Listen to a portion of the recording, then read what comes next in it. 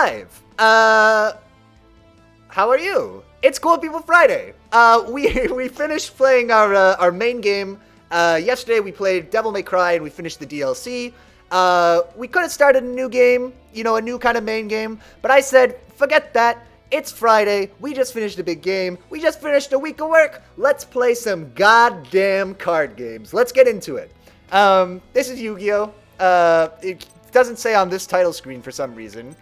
I would put the word Yu-Gi-Oh! Somewhere on here if it was me designing it, but it's not me designing it, so there you go. We're gonna play the story mode of Yu-Gi-Oh! Legacy of the Duelist. It's great. They have decks that are all based on the decks people use in the show that get a little bit of the story. So it's very cool. I did my homework for this one a little bit. In particular, by I did my homework, I mean I watched these 2 episodes last night, the Dual Identity episodes where Yugi duels Mai. Gotta say, so like in the first season of Yu-Gi-Oh!, alright, there's a lot of suspect dueling that happens. The rules of the game weren't really locked in yet. They hadn't really figured out how everything was supposed to work in the card game, and so there's a lot of stuff where it's like, they'll be like, your monster has an electric attack, but it's no use against my rubber band man, or whatever, right? Where it's just like some made-up rule that's ridiculous. The joke one is when he attacks the moon in the duel with Mako Tsunami is like completely preposterous. There's a lot of that in this duel. We'll touch on it. We'll point it out. We'll identify it as it comes up. But there's some rough stuff. Anyway, with that all said, let's get into it. Let's duel Mai. I think we're gonna play as Yugi because he wins this duel, and it seems like we always play as the winners. The time had come for the Duelist Kingdom Tournament Finals, and Yugi and Joey were more than ready. I sure hope I'm doing the right thing in deciding to duel again. But with Grandpa's soul at stake, I have to. I don't want to quit, no. Yugi and Joey walked to the arena and met with the 2 other finalists, Mai and Bandit Keith. Bandit Keith had cheated his way into the finals and had no plan to stop. Yugi, Joey, Mai, and Bandit Keith, I welcome all of you to the playoff arena. Here is where the last great Duel Monsters duel shall be waged to determine the championship of the Duelist Kingdom. Only one of you shall emerge victorious. Only one of you shall win the $3 million prize. And of course, the victor in the playoffs shall also earn the right to challenge me in the final match. The victor will be granted one request, whatever his or her heart most desires. And if it is within my vast power to do so, their wish will be granted. The victor will also be declared the undisputed Duelist Kingdom champion, ranked number 1 in the world. And boys, that'll be me.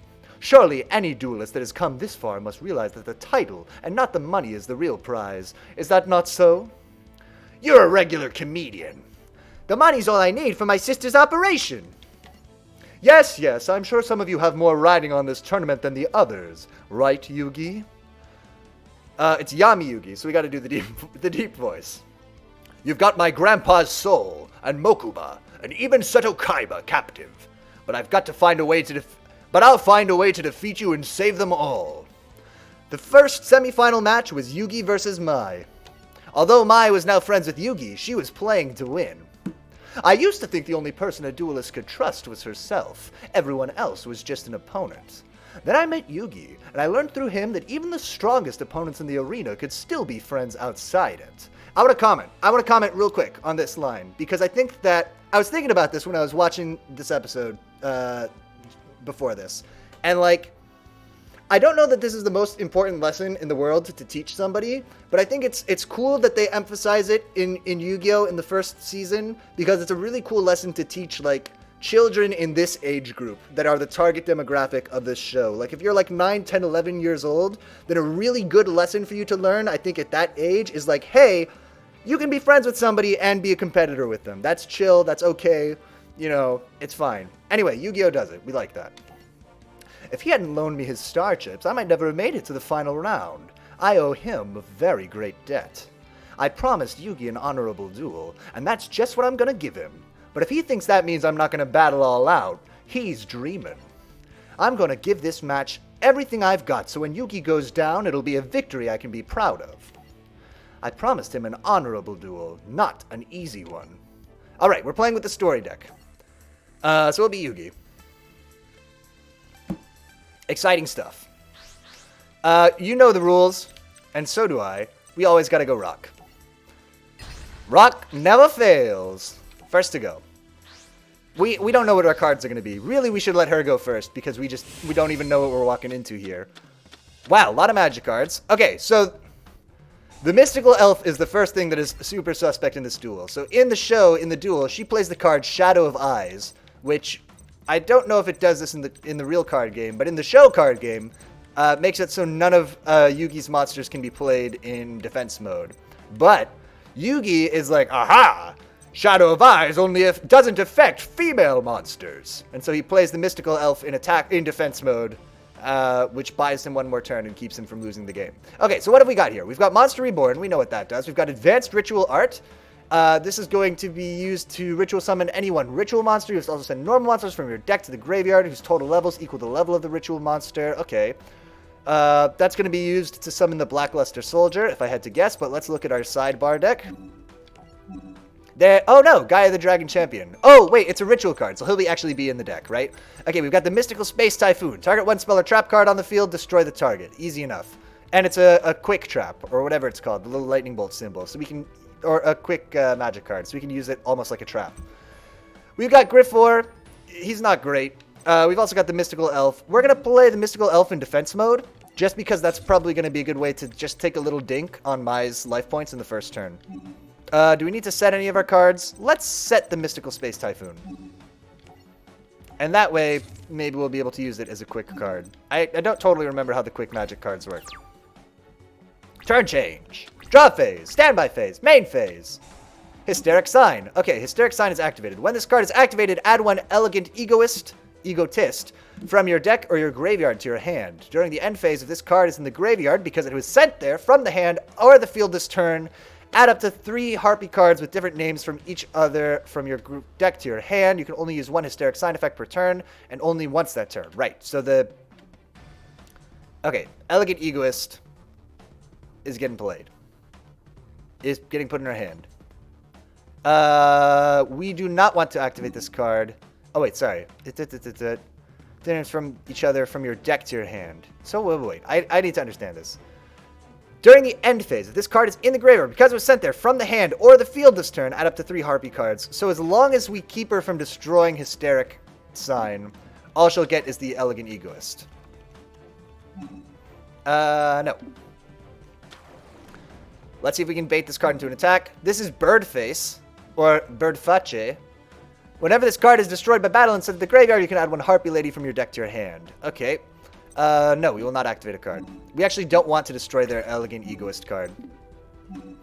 No, I will not do anything. So look, this is what we were talking about. We're just going to get a little dink on my, do some life points damage. Nope. Nope. So is this only, no. Is this only during her end phase? During the end phase, if this card is in the graveyard. So I guess not. It's not really specified. I assume that I can't... Basically, I'm trying to say, can I beat this by destroying it on my turn instead of on hers? No. But I tell you what I do want to do. No. What I do want to do is set Mirror Force, because it's just a crazy good card. No. We don't need to do Monster Reborn, so that's 1,600. We shouldn't play Griffor because her monster is stronger. This card is destroyed by battle and sent to the graveyard, so we're just going to end our turn. Unfortunately, she's probably going to summon a stronger monster and destroy our Mystical Elf. In a pinch, we can use Mirror Force. In particular, if she summons a whole bunch of monsters to the field this turn with magic cards, we'll play Mirror Force when she attacks and wreck them. We'll see. Here's the Harpy Channeler. Don't know what it does. You can discard one Harpy card, special summon one Harpy monster from your deck in face-up defense position, except Harpy Channeler. You can only use this effect of Harpy Channeler once per turn. When you control a Dragon-type monster, this card's level becomes 7. This card's name becomes Harpy Lady. Okay. So she will summon a Harpy. Maybe. Is she going to do it? Okay, so one card is out of her hand. Here comes a Harpy from her deck into play. This is going to be a good time. Is she going to do a sacrifice? Elegant Egoist. If Harpy Lady is on the field, special summon one Harpy Lady or Harpy Lady sisters from your hand or your deck. No, let's let the Harpy Lady go into play. Harpy Lady 1, not really phasing us. So this is what we were talking about. If she summons a whole bunch of things to the field, she's going to maybe attack us with her 2,000 attack point monster. If she does, then we'll Mirror Force and wipe out everything she has on the board. Oh, yes. I will activate the effect of Mirror Force. So this is good, because if we can pull this off, which we got to see, nice. Why didn't it kill her other monster? Has been destroyed. Activate the effect of a card? No. No. No. No. This is good because we've exhausted basically all of the cards in her hand. Although she does still have 2 cards face down, which feels kind of bad. Okay, so what is this card? All win monsters gain 300 attack. Why didn't this card get destroyed? Let's see. All win monsters gain 300 attack. This card's name is Harpy Lady. We could kill this card, probably. It's got 1400 defense. Oh no, I'm wrong. We have no power to kill it. We just gotta hang out for another turn. Unless, follow me on this, we were to use Monster Reborn to bring back one of her strong monsters. Like, for instance, who is so strong? Oh, was Harpy's pet baby dragon buffed up for some reason? Why did somebody have 2200? I don't think any of these are worth using a Monster Reborn on right now. Let's wait one turn and see what she does. There's not a lot we can do here anyway. Do we want to play another one of these boys face down? I say no, because they're both of them have defense points which are too low to survive an attack from this monster. Whereas Mystical Elf is protecting our life points for now. Slow game. Here's the Cyber Shield. Great. Yes, we're going to destroy the Cyber Shield. No, actually, no, I changed my mind. We're going to destroy the Cyber Shield when she attacks. Monster's battle positions change. Activate the effect. Nope. Nope. In the battle phase, we'll do it. Declare your attack. Declare your attack. Yes. Here goes our Quick Magic card. We're going to destroy the Cyber Shield. She's going to take another dink. Lol. We're dinking my. Okay, we have the Catapult Turtle. So this gets used in the duel. In the show, it gets comboed with Brain Control to take one of Mai's monsters and shoot it at her life points. We're not going to be able to do that here, but you know what we are going to be able to do is set this bad boy... Oh, you must tribute one monster. No, actually, I don't want to do that then. We don't have any ritual monsters in our hand. Is there something that will have more than 1,600 attack points that would be worth summoning? I mean, we could... Okay, follow me on this. This is what we're going to do. We're going to do Monster Reborn. Maybe controversially. It's a little bit of a waste.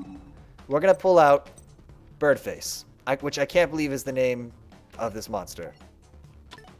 In attack mode. I worry actually a little bit that this is going to put a card in her hand. But we'll see. Birdface. Oh! Gets plus 300 attack points. Ah! We're also going to play Griffor in defense mode. Shadow of Eyes. This is the card I was talking about. So, this is Shadow of Eyes. When a monster is set on your opponent's field, target one of those set monsters, change that set monster face up attack position. That's okay. We can survive that, although it might get destroyed on our turn. We go to the battle phase. Birdface. I can't believe Birdface's name is Birdface. That's like the rudest name ever. Okay, she plays the Mirror Wall. This is the card she uses in the duel. Oh, and did put a card in her hand. Yikes, that was a big mistake. Big mistakes. So, Mirror Wall is each of your opponent's monsters that conducted an attack while this card was face up on the field has its attack halved as long as this card remains on the field. During each one of your standby phases, pay 2,000 life points or destroy this card. So that's what's not in the show, is paying 2,000 life points. We should have waited till the end of the turn to play Griffor. We can do nothing else, so we end our turn. Griffor is going to get owned. We're going to take a little dink. We can live with it. Is she going to pay for Mirror Wall? She's not. Great. I mean, we're on the back foot. Don't get me wrong. But why do these all... All wind monsters get 300 attack. Wow, so that stacks. Okay, so we've got Blackluster Ritual, but we still don't have the Blackluster Soldier, which is a bit of a problem. For the moment, we gotta kill one of these. We gotta do something here. But we don't have any moves to make, so unfortunately we have to wait. Ugh. One monster in defense mode, no cards face down. Feels bad. Here's Birdface. Birdface is going to get super buffed. Oh, he's going to kill our Mystical Elf. Oh, this is so bad. I don't think we can come back from this. We just don't have the monsters. And we already used Mirror Force, unless we have another one. Oh, good, another Blackluster Ritual. Okay, let's set Torike face down. We're still going to lose, right, on our turn, so we'll surrender. Boom! Let's try that one again. You'll need to love. Yeah. Well, we didn't draw the Blackluster Soldier. We're trying it again.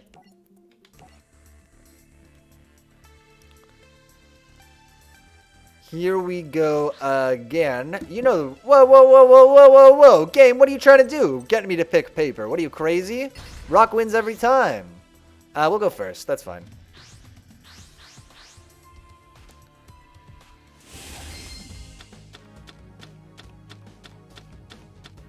All right, time to duel. So we've got Brain Control this time, which is the one that we wanted. Wow, our starting hand looks way better this time than it did last time. Minus Mirror Force. So let's just refresh ourselves on how Brain Control actually works. Brain Control will pay 800 life points and target one face-up monster your opponent controls that can be normal summoned or set. Take control of that target only until the end phase. So good way to grab a monster to sacrifice or something, but otherwise not superb. We will... set the... No, don't set the Celtic Guardian. Oh my god, I wanted to summon him in attack mode. Okay, it's too late. Celtic Guardian, rest in peace. I accidentally pressed the wrong button, and now you're gonna die. Because the game doesn't let you do takesy-backsies. Hysteric Sign, we remember that from the last duel. Here comes the Elegant Egoist. Here is Harpy Lady number 1. She is already strong enough. Oh my god. Look at that first turn. Absolutely devastated. I guess technically it was good we didn't put him in attack mode. So here's what I'm thinking. Follow me on this. I'm thinking we grab the big strong Harpy Lady Sisters and we sacrifice it to summon the Summoned Skull. Okay? So we're doing Brain Control, we're paying the 800 life points, we're grabbing the Harpy Sister, can't grab him. F me, because it can't be normal summoned, right? Is that the deal? Okay, that's fine. We can still do this. So we're grabbing the Harpy Lady instead. No worries. We can still make this move work. We're going to summon the Summoned Skull. Yep. Which will also make the Harpy Sisters weaker. And then in our battle phase, Summoned Skull attacks and destroys them. And then we're in a pretty good position, right? We don't have any... Should we just put this face down just to suggest that maybe... we're smarter than we actually are. Maybe our deck is better than it actually is. Oh, it could be a trap. Could be Mirror Force. You don't know. Computer. My experience with the computer is it never is bluffed. Oh, yeah. So that's what we were talking about. She destroyed her own Elegant Egoist at the end of her turn. Or her own Hysteric Sign. At the end of her turn, she's going to get to put 3 cards in her hand. Damn. Oh, I guess Harpy's Feather Duster counts as a Harpy card. That kind of blows. Okay, let's set Torike, and let's have Summoned Skull attack this monster. Hopefully it's not something that's going to send our monsters back to our hand. Remember that our face down card is another Blackluster Ritual. Birdface, is putting another Harpy in her hand. Oh man. She's got a Harpy Feather Duster. Hopefully we can get her to waste it on the Blackluster Ritual. Would be the ideal. This monster is just here, so hopefully she won't destroy it. She probably will, but hopefully she won't destroy it and we'll be able to sacrifice or summon Curse of Dragon. I wouldn't count on it though. Here's the Harpy Queen. Look how many cards she has. Oh man. There's a Feather Duster. That's what we wanted. She wasted it on the card that we have a duplicate of. What's her face down card, do we reckon? Maybe it's Mirror Wall. Oh, we have the Dark Magician. But he's not really that much stronger than our Summoned Skull. I don't think we should summon him. We're going to summon the Curse of Dragon. Check this out. We're going to wait till the end of the turn to summon Curse of Dragon. Controversially. Is that what we should do? No. We should summon Curse of Dragon now. Because maybe he'll be able to get another attack. Here he is. Curse of Dragon. Good. Here comes the attack from the summoned skull. So we'll be a little careful. We'll do the bigger monster attacking our Harpy Girl, which is just a trash monster. 500, 500. Wow. And then Curse of Dragon will attack, possibly activating a face down card. Nope. Cool. This could still be Mirror Wall, right? Because it could be that, like, cutting his attack points in half still would have destroyed Harpy Girl, so she didn't bother. We're not sure. Let's set Blackluster Ritual face down and end our turn. Again, that's just a bluff. That's nothing. We don't have the Blackluster Soldier. Maybe we'll summon it. I wouldn't count on it. Here's a defense monster. We're going to do the exact same move again, what we just did, unless we draw something very cool. Yep, we've got the advanced ritual art, so that's great. We've got kind of a belt and suspender situation with our Blackluster Ritual. Let's go straight to the battle phase. Summon Skull. Don't take any chances. Attack this face-down monster. There goes the Harpy Lady. Curse of Dragon attack. Take out another 2,000 life points. And we end our turn. We're in a good position. It doesn't really feel like we earned it. It feels more like we just got lucky with our cards. But, yeah, you know, we'll take it. We've got the Mammoth Graveyard, but why would you want it? What is her face-down card? I worry. It worries me. So maybe we win this turn, unless her face-down card is something good. So let's attack with Curse of Dragon first. That can't be the end. Alright, we win. Didn't feel good. Didn't feel good about that one at all. That's okay. In the show, Yugi summons the Blackluster Soldier, and Mai's just like, damn, I don't have any cards that are strong enough. Wait, Mai, there's something I want to say to you. Huh? Thank you. You said a duelist can learn more from defeat than victory, and you were correct. But you, Mai, you taught me a lot today. So this is interesting because that is the point in the show, but they didn't say that in this story. Again, just more of you have to know the show, really, for most of this to make any sense. I had to confront my own fears and weaknesses, or I never could have defeated you. It's awfully nice of you to say that, but it seems to me like I also still have a lot more to learn. About dueling and about myself. But then I suppose no duelist ever learns all there is to know. And maybe the most important lesson is that defeat doesn't have to be forever. You won this duel, Yugi, but there'll be others. You and I will meet in the arena again, kiddo. And when we do, you better watch out. So we also didn't get to say the best line. I can't believe I missed the entire week. It's okay. Welcome, Sleepy Z. We're playing Yu-Gi-Oh! What did we play? We played more Devil May Cry for most of this week. But we're done with that game. So the good news is we're going to be starting a new game on Monday. So we're going to be starting something brand new. I haven't locked it in yet because I need to test it and make sure that it's going to work on this potato computer. But I think it is. And if it does, then we'll play it. And if not, we'll play something else, and you won't know the difference. It's fine. Welcome. Good to see you. Gonna watch the replay? The replay's pretty good. I think you could skip the replay of the DLC. The DLC didn't really do as much for me as the main game. In which case, then it's just like 2 or 3. I think it's 3 streams then that you would have missed this week from that. But yeah, watch it on 2 times speed. That's always a good trick too. Okay, let's do Keith's machinations. Machinations? Machinations? Machinations. The second semifinal duel, or match, was Joey versus Bandit Keith.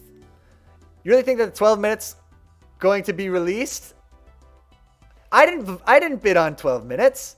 Who bid on 12 minutes in our fantasy league? The second semifinal match was Joey versus Bandit Keith. In order to compete in the duel, each contestant had to present his tournament entry card, which Joey shockingly did not have. Are they going to tell us that Bandit Keith stole it? Yeah, there we go. Unknown to Joey, Bandit Keith stole Joey's entry card the night before. Per the rules of the tournament, Joey was granted 5 minutes to find his card or be disqualified. So this is one of the ridiculous things about this whole tournament, right? Is that everybody, like, just in order to make the plot of the show happens, every entrant gets 2 entry cards, basically. 1 for each prize that they can win. And so Joey's able to use one of Yugi's, but Bandit Keith sneaks in his room, he pulls the card out of Joey's discarded underpants, and Joey's like, oh no, I'm going to be disqualified. Joey searched everywhere, but was unable to find it. On his way back to the arena, he broke down in the hallway. I'm not ready to do Joey's voice. Sorry, sis. I came close. Real close. Get up off the floor, Joey, and quit all your crying already. You look like a big baby. Who's crying? I got something in my eye. Something stupid thing won't come out. Mai handed him her handkerchief. Here, just don't go blowing your nose in it. Bandit Keith is a scumbag. Ugh, that's okay. He gets what's coming to him. Maybe we'll see that. We actually might see it, because that's like the beginning of Season 2. We might find out what happens to Bandit Keith. Ugh. You know, every time I think I've got you figured, you surprise me. Huh? Taya told me about your little sister. How you're dueling to win the tournament's prize money for her so she can have that operation. It sounded like a bad soap opera, to be honest, but then who doesn't love a bad soap opera? Anyway, see you around, hun. Mai gets like all of the best lines in Season 1. Oh, I forgot to say, I think I started to say, but I forgot. In the duel, I wanted to get to say, but we didn't get to say in the last duel when we were playing Mai, Yugi's Gaia the Fierce Knight gets destroyed, and she says, like, it's true what they say. Nice Gaias finish last. And it's the best. I love it. Fantastic. Whoever wrote that line, nice Gaias finish last, you deserve all the money and praise. As Mai walked away, Joey noticed she had hidden her tournament entry card in the handkerchief. Wait, Mai! Take it. I don't need it anymore. One thing, though. Huh? Take Bandit Keith down. Joey ran back to the arena. So, the punks come to give us the bad news, huh? Let me guess, you couldn't find that card anywhere. What are you talking about? I got it right here. Oh, Lord. Oh, I effed it up. Skip. Woo! Just the kind of high production value you can expect. Joey's back in the arena, I got it right here. No problem. No, you didn't see anything. Forget that. Wipe those moments from your mind. All right, Keith, time to duel. Fine. You know, a part of me wanted you to show up. A nice little warm-up match might do me some good. I'll warm you up and wear you out. Tell me how it feels to be an amateur going up against the Intercontinental Dueling Champion. Oh, the Intercontinental Championship. I could win a better prize than that in a box of cereal. Punk, I'll teach you to respect my title. All right, so we got to play Bandit Keith. Now, in this duel, Bandit Keith super cheats. Hopefully, there's not going to be cheating in this game. How dare you suggest that I would ever play paper? This is a rock. We're all about rock in this household, okay? And look, it wins again. 3 times in a row. Can't be wrong. We're going first. We shouldn't go first. Again, we have no idea what's coming. We don't know what our deck is. We don't know what his deck is. But we'll go first. So what does he do in this duel? I haven't watched this one actually in a long time. I guess he summons the slot machine monster, and he keeps pulling lucky 7s from his little bracelet. Okay, so Metal Morph, right. So Joey's going to do Metal Morph on his Red Eyes Black Dragon. What does it do? Target one face-up monster on the field, equip this card to that target. It gains 300 attack and defense. If it attacks, it gains attack equal to half the attack of the attack target during damage calculation only. Does this persist? No, it doesn't. Okay. We've also got the Trap Hole. When your opponent normal or flip summons one monster with 1,000 or more attack, target that monster to destroy the target. I kind of think... Oh, and we've got the Red Eyes Black Dragon. Okay, so let's start off with the Graceful Charity. Always a good card. Unless it puts you... Wow. Damn, Joey. Do you think your deck needs more Red Eyes Black Dragons? Wow. We're going to ditch... How do you get Red Eyes Metal Dragon? Must first be special summoned by tributing Red Eyes Black Dragon equipped with Metal Morph. Okay. We're going to ditch 2 of our Red Eyes, controversially. And then we will summon the baby dragon in defense mode and set Trap Hole face down. How many stars is Red Eyes Black Dragon? Oh, we need 2 tributes. Ugh, that's going to be tough. Okay. Your turn, Bandit Keith. Why don't you play a monster with more than 1,000 attack points? He's playing Mausoleum of the Emperor, a card with which I'm not familiar. Costs him 2,000 life points to do it. Oh my god, Barrel Dragon! I summoned the Barrel Dragon! Yeah, well, guess what, Bandit Keith? What if your Barrel Dragon fell in a damn hole? Boom! Ah, what a numpty. We got him. Okay, perfect. We've got the Flame Manipulator. So what are we going to do? So he's got 1 card face down. Really what we want to do is summon the Red Eyes Black Dragon, put Metal Morph on it, and then make it the Red Eyes Black Metal Dragon, which would be awesome. we have exactly the cards that we need to do that. So if nothing effed up happens, we can exactly make that work. So let's do this. We're going to flip summon the baby dragon. We're going to set the flame manipulator. We're going to basically hope that he doesn't summon a monster on his turn. And let's just dink him. Should we not dink him? Too late. Okay. I actually kind of regret that. That probably is not a chance we should have taken because, again, everything has to go perfectly here. If everything goes perfectly, we're set. No worries. But anything less than perfection will F us up. Here's the barrel dragon again. Wow. He flips. I don't know what he needs. I think that was good for us. Oh, no, maybe not. Tell me about barrel dragon. Once per turn, you can target one monster your opponent controls, toss a coin 3 times, and destroy it if at least 2 of the results are heads. Okay, so he failed to destroy our monster, but he did succeed in destroying our baby dragon. He took a chunk out of our life points. Although, again, Mausoleum of the Emperor is really hurting him. During any main phase of the turn, player can pay 1,000 life points times the number of monsters normally needed to summon a monster. Got it. Okay, so how are we going to beat something that costs 2,600? If this card is summoned, target one face-up monster your opponent controls. This attack defense becomes equal to the monster's attack and defense. Oh, yeah, let's do that. Wait, are you for real? Okay, we're ditching the whole original plan. Select one monster your opponent controls. Boom. So we're thinking that his trap is not something that's actually going to help him, although it might be something that buffs his monster. We're ditching the whole original plan. Out the window. Red Eyes, Black Metal Dragon, not happening. Metal Morph? Oh, we can't activate Metal Morph. Okay, we are sticking to the original plan. We're going to destroy each other's monsters. This is a little bit of a gamble, because if he has something that even adds like 1 attack point to his monster, we'll lose. Okay, good. Oh, but we don't have a monster to sacrifice. We have Metal Morph down, though, so we'll be able to play it as soon as we can summon Red Eyes Black Dragon. I think we had to do that. Man, Bandit Keith is spending those life points. It's got to be said. Do I want to activate the effect of a card? I unfortunately do not. Oh, we're on the back foot, though. It was worth it. Let's look at our card. What will it do for us? Attack and defense, but only if it attacks, so no. Activate the effect of a card. No. Oh, man.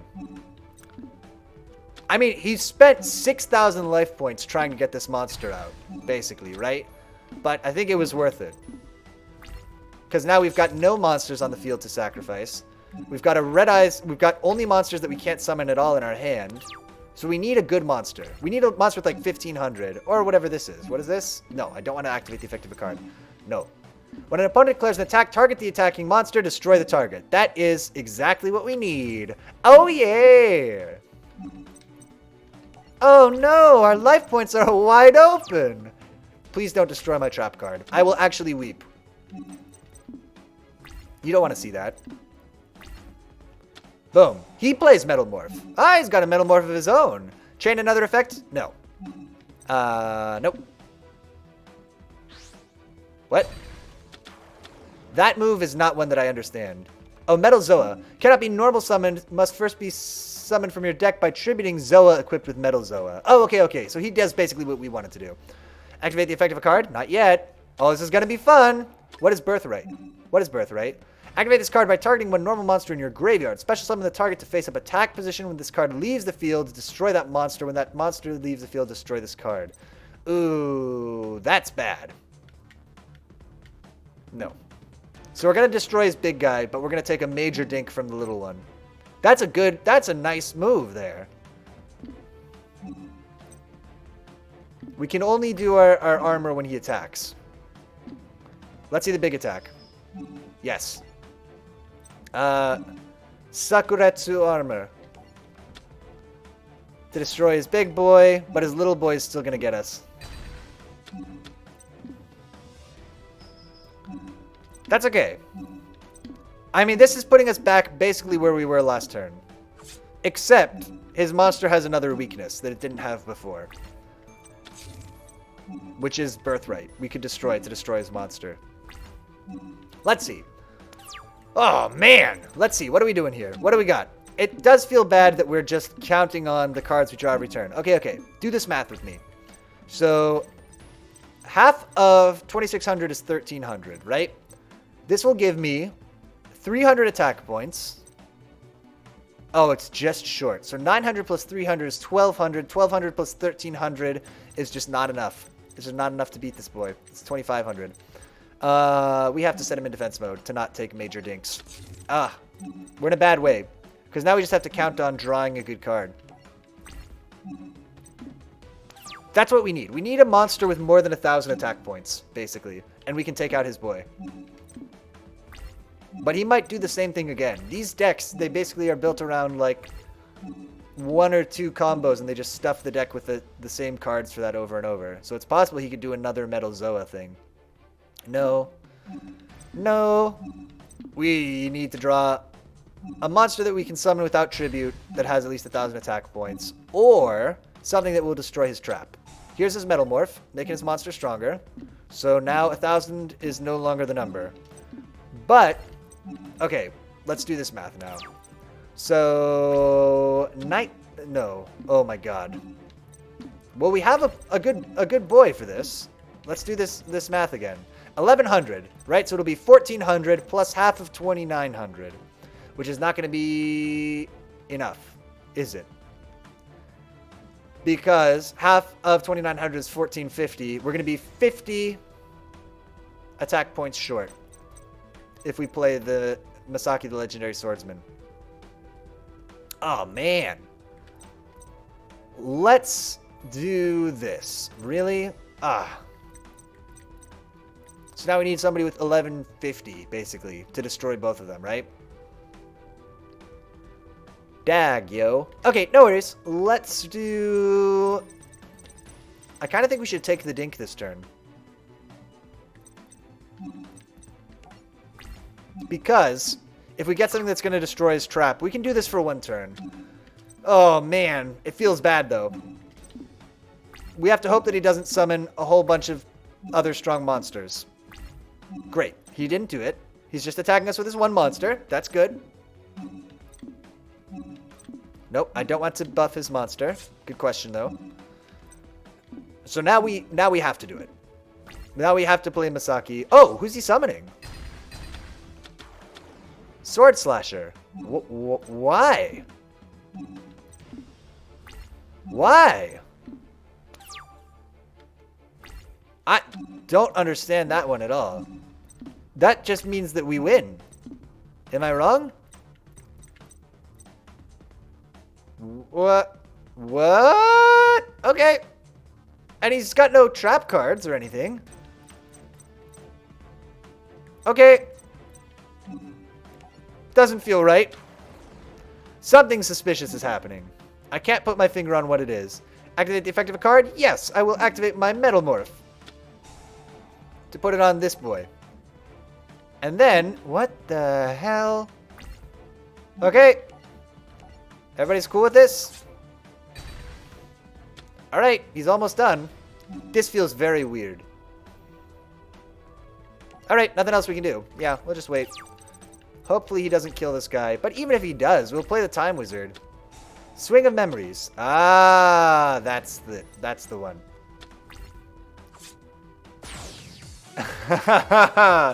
Oh, I thought I was so smart. Oh, man, I was like, oh, why is he being so dumb? He had a plan. It almost killed him. Oh, we can use Mausoleum of the Emperors? That I did not realize. We can use our opponent's card to summon monsters to the field. Oppressed People. Wow. We gotta get Oppressed People on our deck. You know what we gotta do. We gotta go Rock. Oh my god, Rock let us down. How could it be? Rock's still better than 1/3 chance, right? It's 3 out of 4. Feels like good odds. Okay. We got Metal Morph, we got Polymerization. I think the only cards in here are going to be the Thousand Dragon and... Ooh, do it with me. Thousand Dragon and the Flame Swordsman. Oh, and... Giltia, the D-Knight. The D-Knight. The Dark Knight? The Delight Knight. The Delightful Knight. The D-Knight. The D-Knight. Well, I haven't seen either of those cards that go into it in our deck, so whatever. We can summon basically nothing. So that's rough. Ooh, this is not a good time to use the Time Wizard. But he might summon something very powerful in this first turn, so I think we gotta waste the Time Wizard. Because I think his first turn he's gonna play Mausoleum of the Emperor, and then he's gonna put a big monster in play. And he's gonna wreck whatever we have here. Terraforming. Here comes the Mausoleum of the Emperor. Here it is. There it is. Now it looks like a mausoleum. Here comes the big monster. Monster destroys our little Time Wizard. But apparently we can use the mausoleum too. This turn, player can play 1,000 life. That's so weird. It was not clear to me at all that we could use that. That's fine. During any main phase. Oh, never mind. That is very explicit. I'm wrong. This turn, player can pay 1,000 life points times the number of monsters normally needed to summon. So how many attack points does our Red Eyes have? Not enough, crucially. But it does if we put Metal Morph on it. So let's do that. Nope. So how do we do this? Do we activate effect? Okay, cool.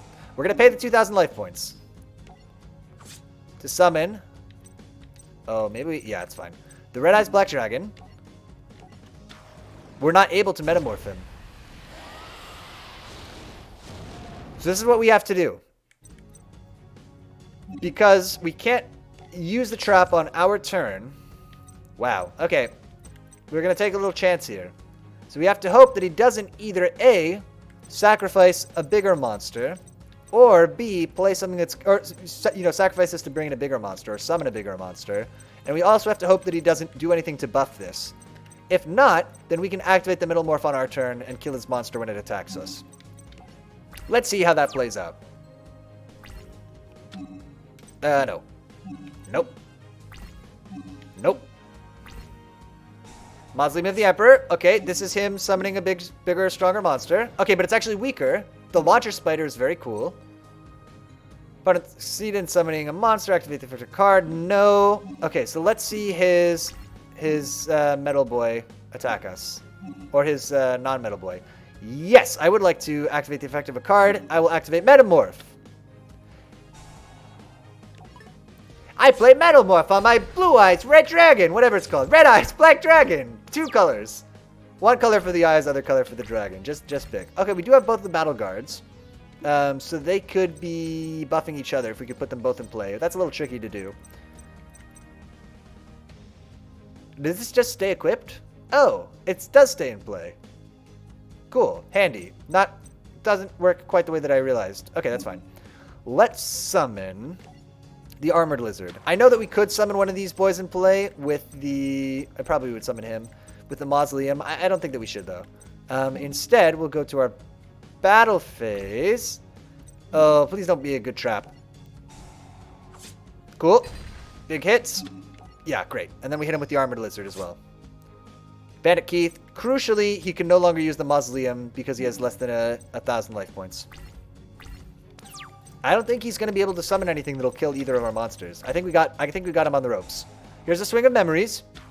So he summons this monster, but he has to sacrifice it when? At the end of the turn. But he used it as a sacrifice to summon the Pendulum Machine, which is going to attack...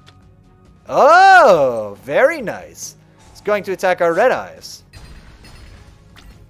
That's cool. However, what he doesn't realize... Oh, no. Ooh. Is this a special summon? That player normal summons without tributing. This is their one normal summon. This is not a tribute summon. Okay, so we could... We can't summon both of these guys in one turn, is the problem. If we could take out his monster. However, we can't. So what are we going to do instead? I think we have to switch our boy to defense mode and put down Trap Hole and hope that he's going to sacrifice this to play something even bigger. We got to go on the defensive. But just for a moment. I still think we have him on the ropes. Although we thought that before too. 2050. We've got the Garuzis. Which similarly, I think we've got to... Why can't I summon it? Main phase 1. Oh, because it's 5. Right, we're right. I can do this to summon it. And nobody has, like, a ton of defense points in a way that is useful, right? Ugh. So we could pay 1,000. It's worth it. We should do that. Okay.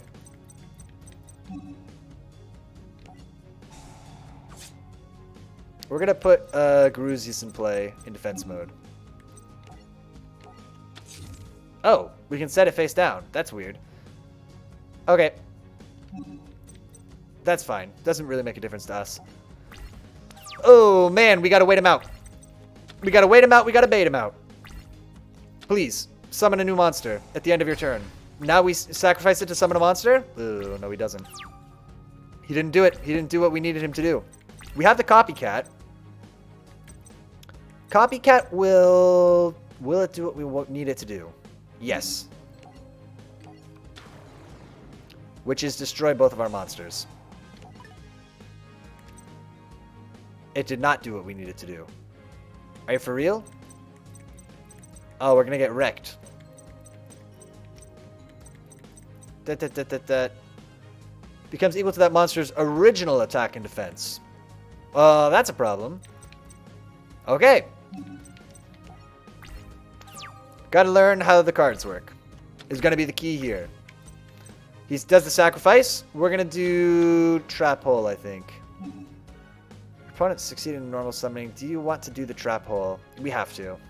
I don't like to do it on such a small monster, but we kind of gotta. Here comes his Metamorph attack. Oh, he hits us for a lot.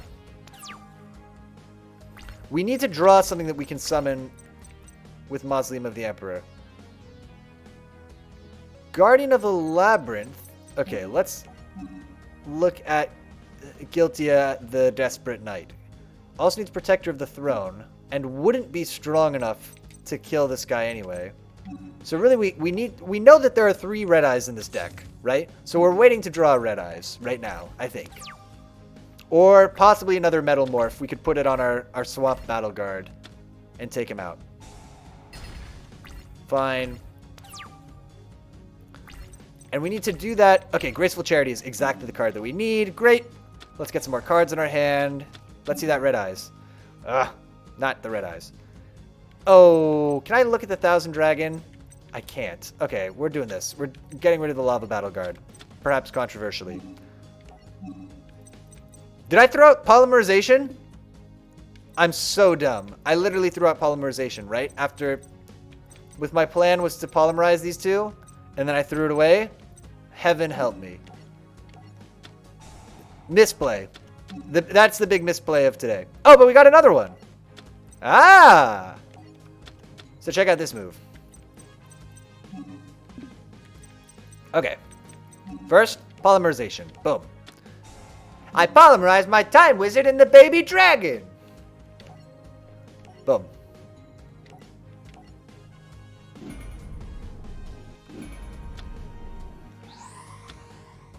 Oh, we got him now. Great. Yeah, let's put him up there. Who cares? And then when an opponent's monster clears an attack, any attack, and we'll also set this card as insurance. But, oh, we got him now. This is what we needed. I mean, we used literally every card in our hand. But look, he's got 450 life points. We've got the strongest monster on the field. If he tries to kill it by summoning a big monster, we've got our Sakuretsu armor. Okay. Life could be a lot worse. He's got to be... That's got to be a bluff, right? Check this out.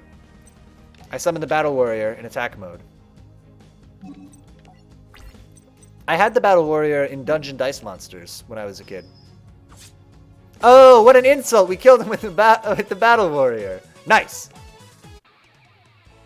No way! He beat me! This duel doesn't count!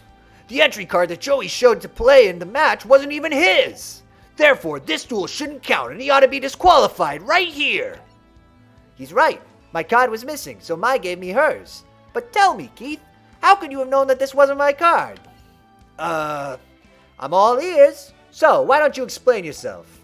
He doesn't need to. It's clear that Keith stole Joey's card. That's why he was so certain that you would never be able to find it. Take this scoundrel away. Far away. No! He falls in a trapdoor. He doesn't just leave. He threatens Pegasus. And it's sad because we're missing the best part, right? Which is he threatens Pegasus. If you're watching the Japanese version, I think with a gun. And if you're watching the American version, he just points at him. And he basically says, I'll give you till 3. And then Pegasus goes, fine, 1, 2, 3, and presses a little button on the floor that opens up a trapdoor. And Bandit Keith slides out into the water, and it's awesome. Anyway, we got a bunch of crap. Yeah! Okay, so now it's Joey versus Yugi. Yo, we're probably going to finish the season. Yeah, there's Bandit Keith. Oh, cool. Okay, so they don't really divide it by seasons. I guess they divide it by shows. I don't know what any of this nonsense is. I know Yu-Gi-Oh! Up through season 3. I have started to watch season 4 before, but I always nope out. I don't know. The Orichalcos, whatever it is. It doesn't... They lose me there. Best friends, best duelists. Let's not get ahead of ourselves. With Joey winning against Bandit Keith, it was now time for the final duel of the tournament. It was Joey versus Yugi, best friends, both dueling for great causes. I have to win this match so I can duel Pegasus and save my grandpa. But to get to Pegasus, I have to beat my best friend, Joey. I have to win this for my sister, Serenity. Yug, I hope you don't have any second thoughts about dueling me. I'm sorry, Joey, but I don't know if I can do this. Suck it up, Yugi. You said it yourself that if it came down to us, we both just play our best in a most honorable duel. That's the only way we're going to really know which one of us is most prepared to take on Pegasus in the final match. So let's duel. Okay, maybe Joey is right. I may not want to do this, but still, it has to be done if we want to beat Pegasus. What do you say, Yug? Let's do this thing. All right, Joey. Time to duel. Oh, it's a little too deep. We'll make adjustments to his voice when we do it again at the end. You know what we gotta do? Oh, we gotta do paper or scissors like some kind of dum-dum. No, rock. Rock let us down. Rock was the mistake. Scissors or paper would have been the right way to go. Devastating. Oh, we had a little bump in the upload speed there. Interesting. Okay, so what have we got? We've got all great classic Yugi cards. Well, first he plays the Fusion Sage. So he's going to be fusing some boys. But not yet. So this might be polymerization. Potentially. Okay, so we've got some great cards in our hand. Because we've got Book of Secret Arts, which is going to buff a monster. We've got Ancient Rules, which is going to let us just put a big, strong monster into play. We've also got Monster Reborn. So this is what I'm thinking we do. Okay, ready? Follow me on this. Ancient Rules onto the Dark Magician. Oh, no, sorry. Ancient Rules to summon the Dark Magician. But we don't play the Book of Secret Arts on it this turn. Alright? We save that. In case his trap card is something that just destroys the Dark Magician, or in case you've got something in his hand that's just going to remove the Dark Magician from the field. If he does that, then on our next turn we Monster Reborn, and then we put the Book of Secret Arts. That's the plan. Let's do it. Here's the Ancient Rules. Here comes the Dark Magician. Going into play in attack mode. This seems like a trick, right? Oh, cool. We get to watch a little movie. This seems like a trick. This all face-down nonsense. I think that this is nothing. I think he's got a crummy little monster face-down defense mode, and this trap is really just his polymerization. But let's take no chances. There's his monster. Look. Let's watch it. That middle card. We'll see if it turns out to be polymerization.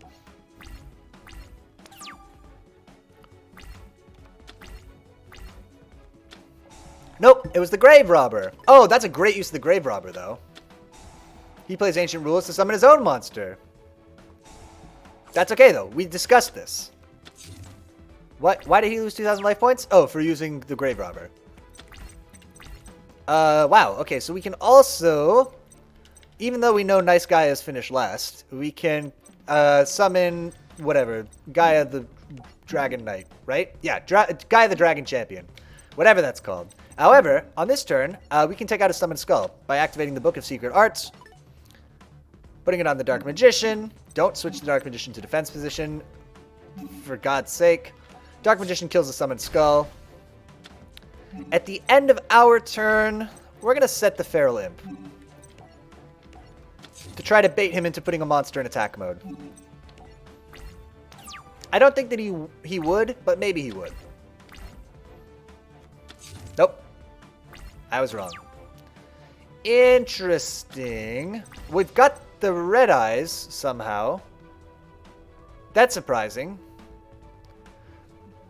So Yugi gets the red eyes black dragon later in the series, but not at this point, not until season 2. So I don't know what this is doing in our deck, but I guess we stole it from Joey. Interesting. Okay, so what do we want to do here in real life? I think we want to... You have to do 2 sacrifices to bring out Gaia. I think we summon Curse of Dragon, even though we risk not being able to do our sweet fusion. I think we should do it. We'll sacrifice our face-down monster. Yeah, and we will do this before our battle phase, because he doesn't have any face-down cards. So here's my theory, is that this monster is a dinky one. And then this one maybe has higher defense. I was wrong. That's okay. The important thing is we cleared the board. We've got a monster reborn should we need it. We've got 2 strong monsters in our hands. Okay. We've got another Ancient Rules. So let's just use that and put Red Eyes in play. And so here's what I think we'll do. In terms of... Oh, nice. In terms of what monster to attack his defense monster with, I think let's split the difference and attack it with the Red Eyes. And that way, if all goes well, we'll hit him for 4,800. Great. It's just Masaki. We're going to crush him. We got him. Very unlikely. Maybe if he has a black hole or whatever it's called, then he can beat this. But even then, we do Monster Reborn on our turn. We attack him. Nothing to do on our main phase, end phase. We got this. In the bag. Man, if the duel was like this in the show and Yugi just crushed Joey, okay, it's a graceful charity. Let's see. Maybe he'll do a polymerization. Nope. Yeah, no, this would be devastating. Wow. Here comes Gaia the Fierce Knight. Just to make it that much more humiliating. And I shouldn't. We're also going to Monster Reborn and bring out the Summoned Skull. Yeah, perfect. Well, let's put him in attack mode. So yeah, so Joey, I've got 5 monsters, all with 2,000 or more attack points on the field. You seem to have 1 monster face down in defense mode. Pretty embarrassing for you, gotta be said. Let's pick which one shall destroy a face down monster. Oh, it's a baby dragon too. Okay. Curse of Dragon attack. Damn. Well, you know what? Joey wasn't the one who was ready to fight Pegasus, you know? Well, Yugi, we knew one of us had to lose, but the good news is one of us got to win, too. Congratulations, man. Here, take my Glory of the King's Hand card. Show it to Pegasus' flunky Croquet, and I'll give you $3 million in prize money. No, Joey, you keep it. Your sister needs that money. Yug. I didn't enter this tournament to get rich, Joey. I'm just here to save my grandpa and the Kaiba brothers. Please, use this money for Serenity's operation. When I lost the duel, I lost all hope for saving my sister. But now, Yugi, thank you. Now go and take down Pegasus. Alright, we get some more stuff.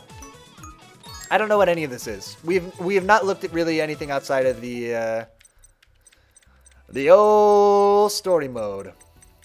We can do some of these in reverse, too, if we wanted to, like, switch and play as Joey in this duel and get crushed by Yugi instead. But let's not do that. Let's at least finish out Season 1. So this is the last match of Season 1, unless you count, like, Dungeon Dice Monsters and the weird thing with Rebecca that just does, you know, the little sort of interlude at the end of Season 1 that doesn't feel like it even belongs in the show. This is the end of Season 1. Yugi and Pegasus, let's go. The time had finally come. As champion of the Duelist Kingdom tournament, Yugi won the right to duel Maximilian Pegasus. Promise me that you will free the souls of my grandfather and all the others. Yes, but if I am the one that defeats you instead, you will have to fulfill your end of the bargain as well. Take a close look at the card you hold in your hand, Yugi boy. There's a reason why it's blank. For if I win, I claim your soul forever! You have much to gain, but much at risk as well. It's a risk I'm willing to take to free the souls of my grandpa and the others, but I don't plan to lose. I hate to disappoint you, Pegasus, but I have no intention of ever becoming a part of your soul card collection. Alright, so what happens in this duel? Pegasus summons relinquished, right? Is the big... what do you think? Well, what do you think? Well, we got 3 really great choices here. We can do rock, paper, or scissors. We know what it is. It's rock. Rock getting crushed. Rock, after an initial strong showing in this stream, rock just getting crushed over and over and over. You do hate to see it. Alright. We got the Mystic Box, which I forget how it works. Target one monster. Your opponent controls one monster. You control, destroy the first target, then give control of the second target to your opponent. Okay. So we can give him somebody little and crappy, which is kind of fun. Let's play Graceful Charity. Always a good one to open with. Just give us more choices. Let's ditch. Okay, who sucks more? They're the same? I guess technically Turike sucks slightly more. So let's get rid of the Mammoth Graveyard. And also, we're gonna get rid of the Summoned Skull. Peter, you can't get rid of the Summoned Skull. I got an idea. I got a little idea. We're gonna set the Giant Soldier of Stone. Because what we want to happen is we want Pegasus to summon something with fewer than 2,000 attack points. He attacks our face-down monster. Seeing that we have no traps on the field, we flip up the Giant Soldier of Stone.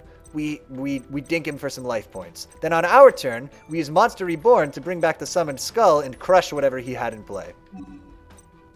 And then what will happen with the Giant Soldier of Stone? I don't know. We'll figure it out. Toon Table of Contents. He is putting another Toon Table of Contents into his hand. It's an interesting move. There comes an... Okay, not a third one. Just 2. Computer sometimes does do weird things. Here's Toon World. He's paying his 1,000 life points. And...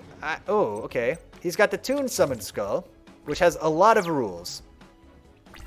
Cannot be normal summoned or set. Must first be special summoned by tributing one Toon monster. Okay, so it was a special summon. Okay, so this is no problem.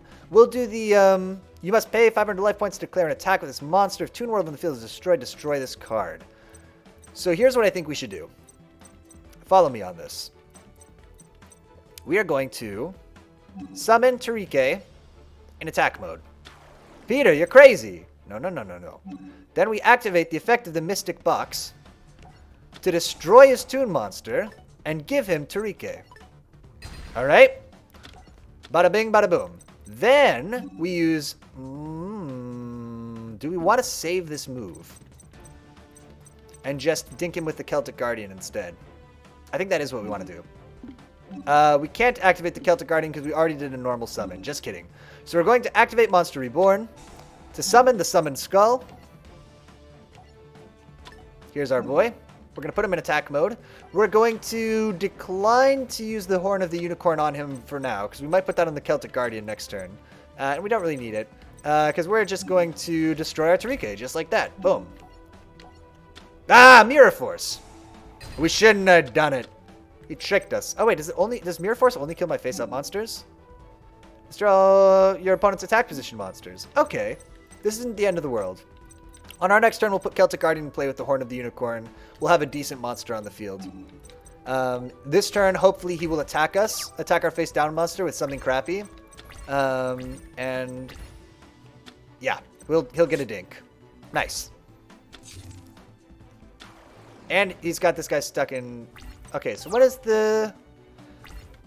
you must pay 500 life points to declare an attack with this monster. Oh, have we got Heavy Storm Duster? This is brutal.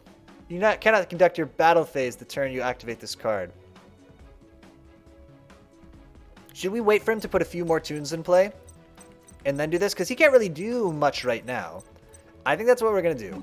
We're going to actually just pass our turn. We're going to let him put some more tunes in play. We're going to do a Heavy Storm Duster, destroy his Toon World, and wreck all his tunes. So he's going to do some direct attacks on us with his Toon abilities. Yep. So he did Toon Cannon Soldier. Now he sacrificed it to put another strong Toon in play? No. Oh, it shot itself at us, I guess, too. So look at this, though. He did bring us lower, but he did a lot of damage to his own life points. Oh, we have Magician of Black Chaos. That's cool. Maybe that wasn't the best move. I kind of thought he was going to do more there. So actually, let's continue to wait on the Heavy Storm Duster. Because we're going to put the Horn of the Unicorn on our Celtic Guardian. In our battle phase, we'll attack. And I think we'll set the Heavy Storm Duster this turn. And that way, if he summons a big Toon monster on his turn, we'll flip it up and stop him from getting the attack on us. We're both spending a lot of life points. It's got to be said. All right, what do we got? Boom! The Toon Goblin attack force. Perfect. So, check it out. If Toon World on the field is destroyed, destroy this card. We're not actually going to do it yet because he might special summon a Toon. So we'll wait until it's his battle phase. Great. Just like that.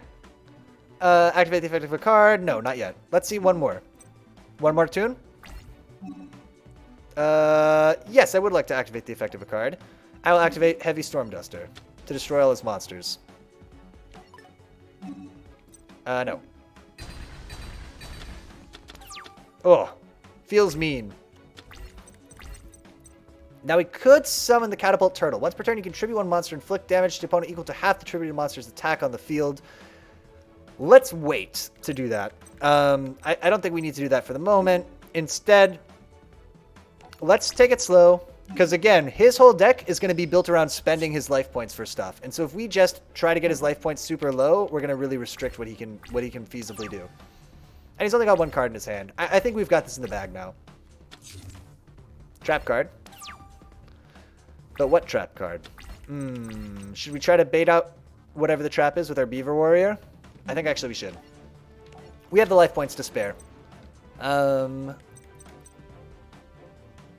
Between the two of them, they'll put him to 25. We'll leave the Giant Soldier of Stone. So check this out. We'll probably kill him with the Catapult Turtle next turn. Oh, man. Nope, we got him this turn. That's it. R.I.P. Pegasus. I'm interested to see how they end the season. Pegasus, you're finished. We've won. It's impossible. My eye, my magic, it all failed me. I've lost. The duel showed Yugi that the spirit inside the Millennium Puzzle was his friend. Yugi learned that if they worked together, they could accomplish anything. Spirit of the puzzle, I don't know how to thank you.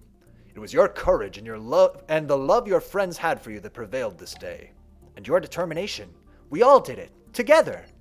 That's right, as friends. And in the end, that's what it came down to. Friends being there for one another. He won! Way to go! Yeah! We all won. Thanks, guys! Yugi saved the souls of his grandpa, Seto, and Mokuba. However, there lurked another danger from the shadows. His friend Bakura, still possessed by the evil spirit in the Millennium Ring, had an agenda of his own. That's the thing. There's like so much stuff that still needs to happen after this duel ends. So this scene might either go on for a long time or they just might skip a bunch of stuff. Let's see which one. So although Yugi thought his problems were over, things were about to get much worse. Now that Pegasus is weakened by his duel with Yugi, he's given me the opportunity I've been waiting for. The time has finally come for me to add Pegasus's Millennium item to my collection. Oh, nope, they are just skipping it. Alright, that's the end of Season 1. There you go. We done it. Let's progress. We got plenty of time. Let's go into Season 2. Season 1 and 2 are both great. Season 3... a little mixed. A lot of stuff happens that doesn't matter in Season 3, let's be honest. But then the end of Season 3 is really good. Season 4, I don't know. Let's keep pushing it. Let's just keep pushing on the story, I think. Despite defeating Pegasus in the Duelist Kingdom tournament, Yugi noticed that the spirit inside the Millennium Puzzle was worried about their uncertain future. Okay, is there anything else that I need to catch you up on that the game is neglecting? Bakura stole Pegasus's Millennium Eye. Pegasus is very sick as a result, and or maybe dead, question mark? I don't think so. I think he comes back later probably, but it is a mystery at the end of Season 1. Anything else important that happens? Yugi frees everybody's souls. That's pretty important, and we didn't see that. Yeah, Kaiba, Mokuba, and Grandpa are all fine. They're all fine. They didn't say it explicitly. It all worked out. The Millennium Puzzle connects us, Yugi, and I sense that fate has more in store for us. And we're in this together no matter what. Good. I wish to know more, but our future is still unclear to me. I'll help you figure it out. Later that day, Yugi and Taya came across a fortune teller that offered to tell Yugi his future. Yugi welcomed the opportunity. What are you doing, Yugi? Taya, maybe this fortune teller can help me figure out the fate of the spirit inside the puzzle. The fortune teller asked for a personal item which he could use to tell the future. He indicated the Millennium Puzzle would be perfect, so Yugi reluctantly handed it over. Yugi realized it was a ruse when the fortune teller fled from the Millennium Puzzle, leaving a trail of arrows for Yugi to follow. It was a trap, but Yugi had no choice. When Yugi tracked down the thief, so much happening so fast. Man. When Yugi tracked down the thief, he discovered that the fortune teller was none other than Bandit Keith. But there was something different about him. Something or someone was speaking through him. Oh, you know what? I don't know how to do the Merrick voice. Maybe we'll try to invent a Merrick voice. Live on stream. We'll try to invent it. We'll see how it goes. What happened to you? I'm not Bandit Keith. I only speak through him because he's become my mind-controlled slave. Who are you, and what do you want with my Millennium Puzzle? So all the time when he's mind-controlled, there's supposed to be another audio track that's just like very, very low and distorted over it. But, you know, I can only do one voice at a time, so you're just getting the Bandit Keith. I desire the power your item contains within, but according to the rules of its ancient magic, I have to win it from you in a duel. As for who I am, let's just say that I'm the one who shall control your destiny as I have controlled others, and that I am not unfamiliar with the power of a Millennium item. I understand more about their hidden mysteries than you will ever know. Take your Millennium Puzzle. There are ancient secrets buried within it of which you and even the spirit that inhabits it are unaware. That's why I will add it to my collection. The Millennium Puzzle was out of reach. Oh my gosh, my throat, trying to do the possessed Bandit Keith voice. Also, I think I might be about to sneeze.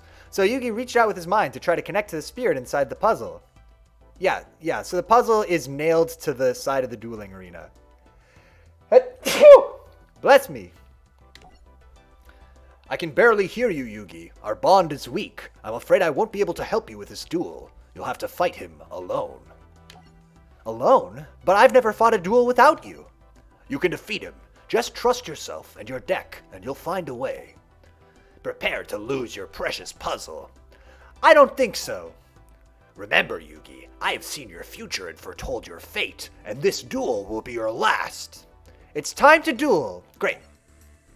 Let's never do that Bandit Keith, but atonal voice again. Oh wait, we probably will have to do it at the end. There's going to be a big fire. Spoilers, there's going to be a big fire, so maybe we won't have to do it. Okay, the game is on board. The game knows that we're Team Rock, so let's do it. Rock! Oh my god, Rock losing to Paper. I don't know what else it would lose to, but Rock losing so many times in a row. The good news is he wants to go second, and we would have wanted to go first, so that's perfect. So in a way, by choosing Rock, we still got what we wanted. Alright, so what have we got? We've got a lot of strong cards. Our hand is actually very similar to it was at the beginning of last game. The difference being that we don't have... what is the card? We don't have a Monster Reborn. So, I am in favor of waiting to bait out his cards a little bit. And we'll just play the Celtic card in attack mode. Our plan will be to play a Silver Fang and switch it with whatever monster he plays that's stronger on our turn with the Mystic Box. That's our plan. We'll see how it goes. This is a terrible opening turn. Basically, yeah. We played one monster that isn't very strong. Ground attacker Bugroth beats us, alas. Okay, so he might have a trap. Should we use ancient rules to summon Gaia, or should we summon the Summoned Skull? I think we want Summoned Skull, even though it's fewer stars. But it's not used to be as a fusion monster, and it also has higher attack. So that's what we're doing. Hopefully we don't trigger his trap. If we do, then we'll Mystic Box next turn to kill whatever he puts in play. Great. Good. Good. Right, we've got this move up our sleeves. If you play something that is... really, this move isn't going to be helpful unless we have two monsters or a way to special summon. But Actually, it could be useful because it'll let us deal damage to his life points this turn. So let's do it. Here's Silverfang. Does Mystic Box... Oh, Solemn Judgment. Wow. What a waste of Solemn Judgment. So Solemn Judgment is... When a monster will be summoned or a spell trap card is activated, pay half your life points, negate the summoner activation, and if you do, destroy that card. Now, he has used that to destroy the Silverfang, which is a pretty weak monster. It seems to me like Bandit Keith just wants this duel to be over. That's fine. Fair enough. We go to the battle phase, we attack your face down monster. Wow. Alright. We can work with this.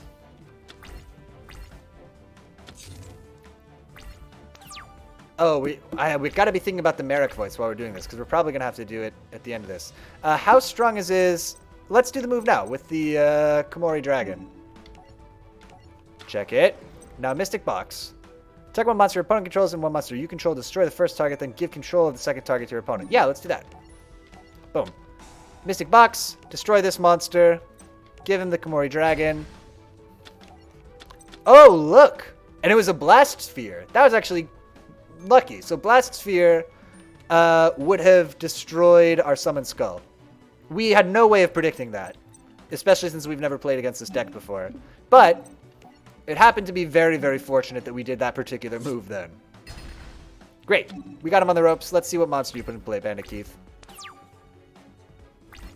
What do you got? Nothing. Bandit Keith loses the duel, probably, this turn. We've got the Horn of the Unicorn. I say that we should not play it. There's no need to. Game's over. Damn, Bandit Keith, you got owned! As Yugi battled Bandit Keith, evil Bakura found his way to the duel, following the Millennium Puzzle's energy with his Millennium Ring. Now, I love this plot point, because this is one of the first times in the show that they, like, set something up way in advance. And it turns out to be kind of cool. So let's see what he does. Fascinating. It appears the shadow magic energies I detect within Yugi's opponent, Bandit Keith, are just a puppet under the control of an evil master. Well, this puppet show is over, for I alone shall possess the Millennium Puzzle. My ring, sever the strings that bind this man. Free his mind from the Shadow Realm. Bakura, unseen. Bakura, unseen. Oh, okay, that's a sentence. Or that's, yeah, okay, I get it. Bakura unseen, Bandit Keith was freed from the mind control, making Bandit Keith's controller wonder what happened. Oh, we can't do his voice. Okay, what does he sound like? Merrick. Ba-ba-ba-ba. Right? He's got like a voice like that. It's kind of a high voice almost. My Millennium spell over Bandit Keith has been broken. But how? Only the power of another Millennium item can sever a connection so strong. I can't do it. We'll dial it in. Huh? Where am I? Oh, that's the end. There's a big fire. Again, they gotta skip. They can only give us the cliff notes, right? There's a big fire. That's what's important. Bandit Keith runs away. He's fine. Or something. Great. Yugi was disturbed that there was now an unknown foe attempting to take his Millennium Puzzle. He felt unprepared. He didn't know enough about the puzzle to understand what dangers he now would have to face. Hey, how's it going, Yugi? Not so great. I need your help, and so does the spirit of the Millennium Puzzle. Whoever it was that stole the puzzle seems to know a lot about its past. That reminded the spirit how little he knows about it. But hanging out with you might help him figure things out. Yes, this is a really weird episode where Yami and Taya kind of go on a date. And it's just weird because Yugi really pushes for it to happen. Like, Yugi's super hard wingmans Yami to romance Taya in his own body. That's not quite what it is, but that's basically what it is, if we're completely honest. Sure, but how exactly am I going to do that? You always have great advice, just talk to him. The spirit and Taya spent the day together. Oh, sorry, we forgot the thing. They didn't tell us the important thing that happens with Bakura, which I think will come up later. So anyway, there's a big fire. The Millennium Puzzle gets smashed into little pieces. They're trying to gather it all up. Bakura helps pick up one of the pieces, and he puts a little tiny piece of his evil Bakura soul into the Millennium Puzzle. So Bakura now has a little piece of his soul is inside the Millennium Puzzle. That's important. It's going to be important for later. Don't forget it. The Spirit and Taya spent the day together. They went to Domino Museum, which had just opened their Egyptian exhibit. They saw an ancient stone carving that depicted a battle between a sorcerer and a pharaoh. The pharaoh bore a striking resemblance to Yugi, while the sorcerer looked just like Kaiba. As they stood in awe of their discovery, a mysterious woman walked up to greet them. "My pharaoh, I've been expecting you." "Huh? Who are you?" "I am a Shizu of the Egyptian Historical Society. I have uncovered many mysteries about you in these ancient carvings using the magic of my Millennium Necklace." "Another Millennium item?" "Like your Millennium Puzzle, this necklace affords me certain powers. With it, I have gazed 5,000 years into the past to a time when evil sorcerers threatened to destroy the entire world.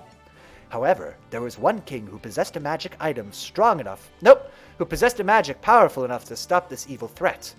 The pharaoh who saved the world was you. And now the time has come for you to rescue mankind once again." "To rescue mankind from what? How do you know the world is in danger of being destroyed again?" "My Millennium Necklace also shows me visions of the future. My pharaoh, the events of the past will occur once again, and the same great evil will return to threaten us." "How will I recognize this evil?" "I know that your memory has faded and you seek many answers. I also know a Duel Monsters tournament is beginning. If you win it, you will find your answers." So this is also something that they're glossing over, which is Ishizu really sets the events of this season into motion.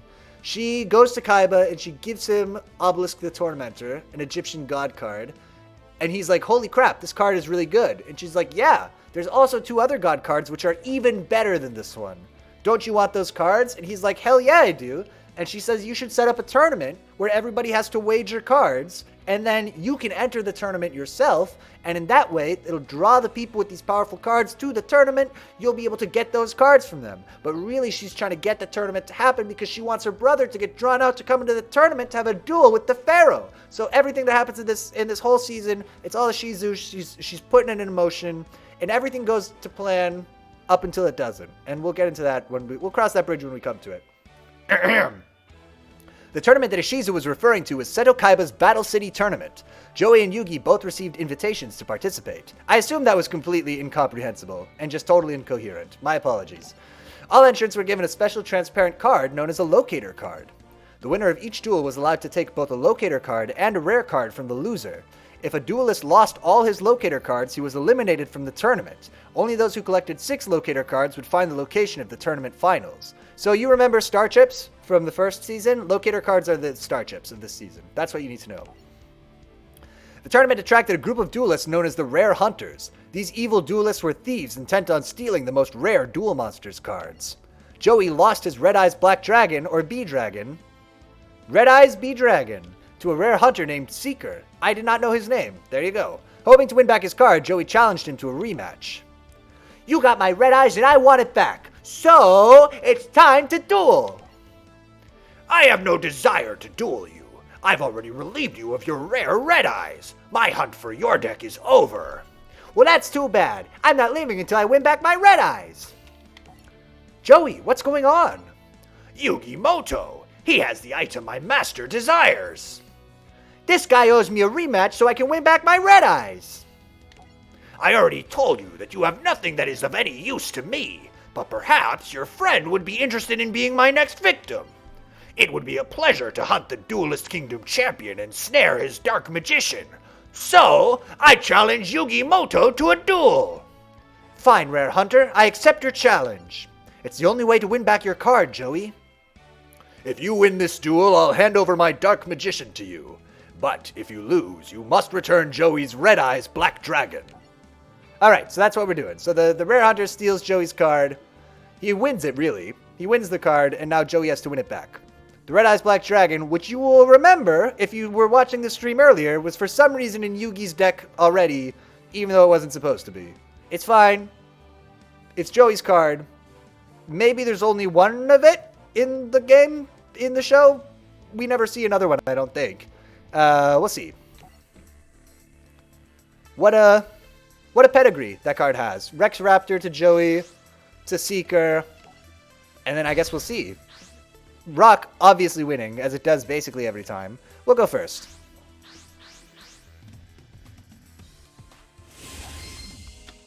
Alright, we got cards. Oh my god, these cards are very different from what we're used to.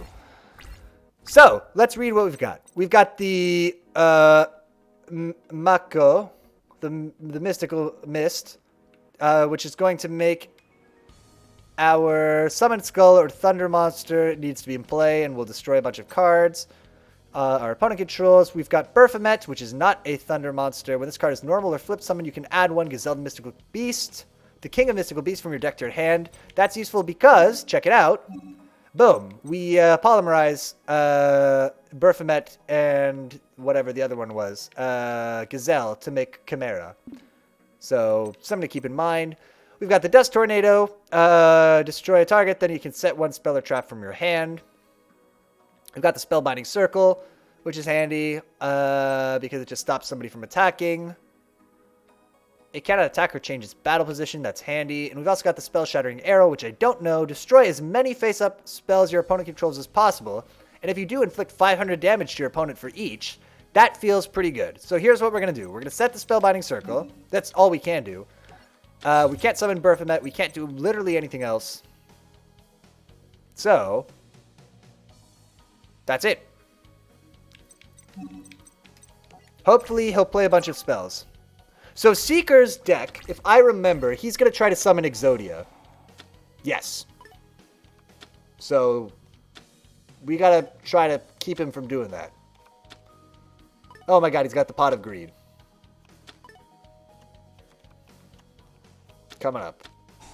He's put the Swords of Revealing Light on us. This makes sense. So his whole strategy... is going to be about locking us down while he tries to draw the cards that he needs. You draw cards. Activate the effect of a card? No. No. However, what we are going to do, no thank you, is we are going to... Should we just do Spell Shadowing Arrow now? I actually don't think that we should. Let's set the Dust Tornado. No. And we will wait for him to do his turn. And we'll see if we can get him to play another magic card face down. If he has 3 cards, we'll play the Spell Shattering Arrow. I think that's sufficient to make it worth doing. No. Graceful Charity? Yes, let's chain the effect of a card. Let's play Dust Tornado. Active effect. We're going to get rid of this Graceful Charity. Boom. And not only that, we also get to set another Dust Tornado face down. Oh, yeah. Oh, wait, he still gets to do it? Even though we destroyed his card? I did not know that. That was a waste. Look at all the cards he's drawing. This is a disaster. And he's playing... Activate the effect of a card. What cards do we have again? I guess no. Oh, wow. That was terrible. We could have used that on his Swords of Revealing Light. Well, it's fine. We'll take the little dink from the leg. While I remember what our other card is. No. Nope. What do we got? Nope. Nope. That's okay. We'll hit him with our Spell Shattering Arrow. Oh, it's a Spellbinding Circle. We shouldn't waste it on the leg, though. Instead, we'll just play Silverfang. Please. Here comes Silverfang. Now, I think he's probably got a trap, right? However, that's fine. We'll just bait out his trap. No. No. Or should we? Oh, we can't attack him right now. Okay, let's use the Spell Shattering Arrow. Whatever. We'll hit him for 1,000 life points. No. Oh. It only affects spells which are face up. Okay. That is not as good as I thought. That's okay. You have declared a battle. Activate the effect of a card. No. No. Alright, so we wasted one of our Dust Tornadoes, but it could be worse. If he puts out something really big to attack our boy, we'll do Spellbinding Circle. Then on our turn, we'll summon Baphomet. That'll let us also put Chimera into our hand, and then we'll hold out and hope that we get a polymerization before Baphomet gets killed. Bada bing, bada boom, we got a plan. Is it a good plan? Is it a terrible plan? Yes and yes. No. Chain another effect or card. No, so we know that our thing doesn't work the way that we thought it does. Here's his weird leg. No, that's fine. You can play a leg if you want. He's drawn a lot of duplicate pieces by the looks of it. Target 1. I can't believe that didn't work the way that I thought it did. Okay. A lot of cards. Feel like their rules are a little bit ambiguous. Oh, we got another Baphomet, so that's good. No. Well, there's nothing we can really do here, so we just got to go to end phase. We got to pass. Again, he's only doing tiny dinks on us. We got a big life point lead because he played a couple of cards that helped him, that gave us more life points. We're not worried about him putting monsters on the field, right? Here's the stone statue of the Aztecs. Foolishly, he has played it in attack mode. He's not going to win by playing monsters, right? He's going to win by drawing all 5 pieces of Exodia. So if I was him, I would just be tanking up and playing everything in defense mode. But whatever.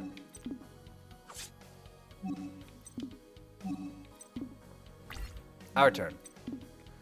What do we have again? The Spellbinding Circle? None of these are worth Spellbinding Circle. Chain Destruction is very handy. So check this out. Stop.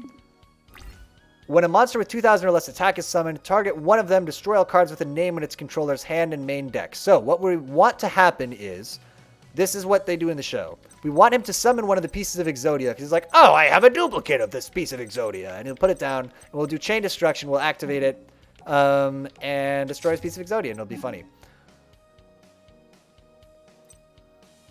So here's my question. Can I... But I can destroy his face down card. No, that's fine. I don't want to chain another effect. Let's just... Oh, it's another Swords of Revealing Light. Nice. And yeah, whatever. We'll set this magic card face down. Just as a smoke screen.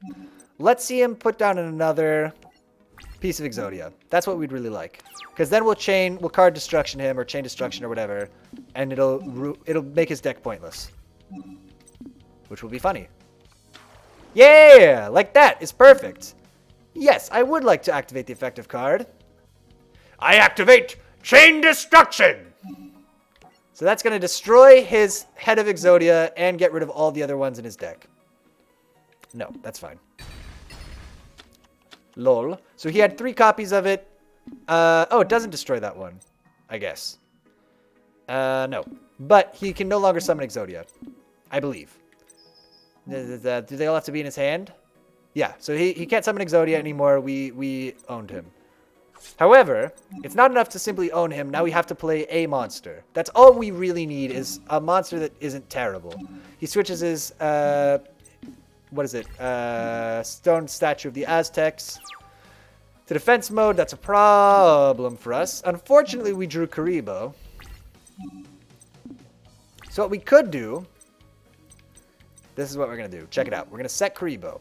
He's going to be like, oh, I got to leave these guys in defense mode, and I'll attack you with my strong monster, Exodia the Forbidden One. And when he does, we'll Spellbinding Circle it, leaving it, and then he won't be able to attack us with anything. Then we'll sacrifice to put Baphomet in play. This deck needs some monsters, Yugi, is my note for you. Yugi, put monsters in this deck. My god. Main phase. But he doesn't put anybody else in attack mode, right? Oh, he switches everybody to defense mode. Great. Well, this is going to be a long duel now. But our victory is basically inevitable. So that's good. Here comes Baphomet. Wait, Baphomet is really not that strong at all. Damn. Baphomet kind of sucks. It turns out. That's okay. Let's see Gazelle. We'll put Gazelle in play. Yes. Chain another card or effect? No.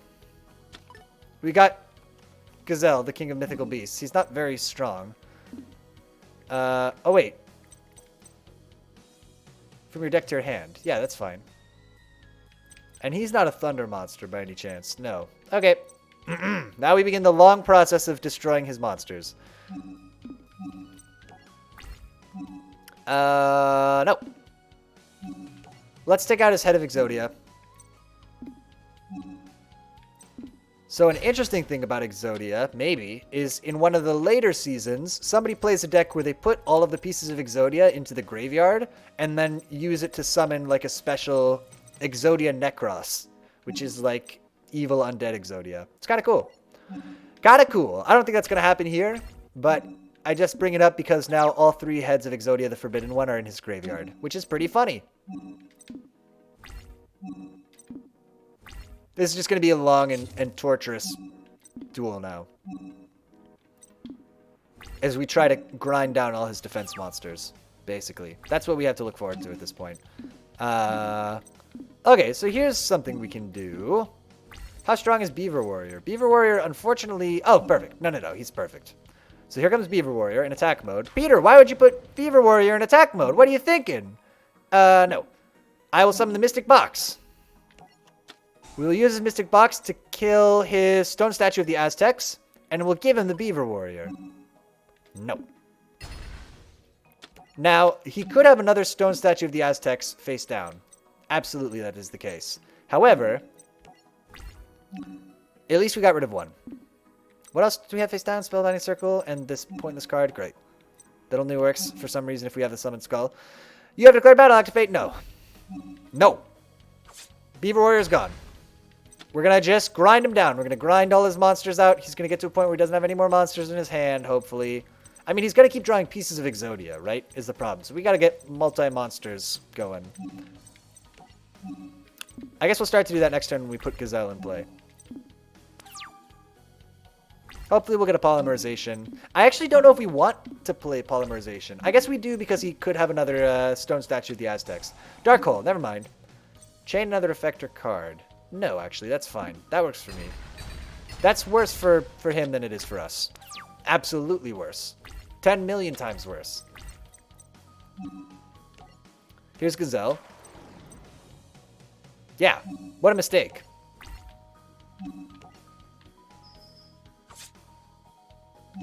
I can't imagine why he did that, but whatever. We'll be able to summon the Summoned Skull, so that's exciting. He's got a face down card. So here's my idea. I think we should attack him and then summon Skull at the end. Oh, let's put Chain Destruction in play. That's fun. So let's do that. We'll go to Battle Phase. We're going to attack him because we might be baiting out his trap. Great, there was no trap. So since there was no trap, in our main phase, let's summon the Summoned Skull. Yes, I will tribute Gazelle. And now we'll draw a Polymerization on our next turn just because life is pain, if I had to guess. What have you got? Pot of Duality. Drawing some cards. Check it out.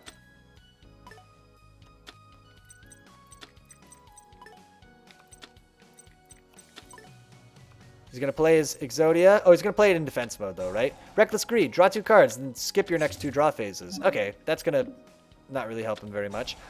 Swords of Revealing Light, however, will help him. They're just going to make this duel take even longer. Nothing we can do. Destroy all monsters your opponent controls with defense, lessen the attack of this monster. Okay. We have Light of Intervention, which actually is good. We want to play Light of Intervention. So, when this card is on the field, monster cards cannot be set or flipped face down. If a monster card would be set, it must be normal summon in face-up defense position. So let's do that. Because that's going to... Oh, we can't do it yet. Just kidding.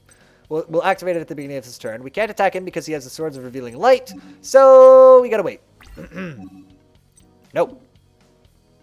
One turn. One turn down. Let's go. Draw phase is skipped. That's right. He's not drawing any cards for the next 2 turns. So literally, we are just all waiting. I draw cards and he doesn't. Yes. Let's activate the effect of a card. We will activate the Light of Intervention to turn his monster face up. No, that's fine. So now he has to play his monsters face up going forward, which will let us do our... Whoa, whoa, whoa, whoa, whoa, whoa, whoa! Wasn't it supposed to flip his monster up? Cannot be set. I guess not. I guess you only can't add new ones that are like that. Okay. Fine. He's got a piece of Exodia. It doesn't matter. He can't summon Exodia at this point. We got him all sewn up. We just gotta wait. Tell me about Multiply. Do I have to have Karibo in my hand for Multiply to work? Please. I really don't like these cards that require a specific monster in play. I get that they came out of, like, the fact that some of the effects in the show were, like, super specific, but I don't know. It just feels bad that you have to have Karibo specifically in play. In any case, it's not a big deal. It just means this card is useless to us. Let's wait, because there's nothing else we can do, right? Great. Maybe we'll draw a Polymerization and another Gazelle. I assume we have multiple Gazelles. He can't do anything, right? We're just waiting for Swords of Revealing Light to expire. Waiting very patiently. We did get a Polymerization. Maybe we'll draw a Gazelle. I don't think it's worth sacrificing Summon Skull to put Gazelle in play. So we'll end our turn. Even this is his Stone Statue of the Aztecs. We'll be fine. Unless he plays another Swords of Revealing Light. But I think we've seen 2 already. I think we've already gone through 3 Swords of Revealing Light in his deck. Graceful Charity. He might run out of cards, you know? He might deck himself here. No. Here's another one. Oh, maybe you got something useful in there that you forgot about.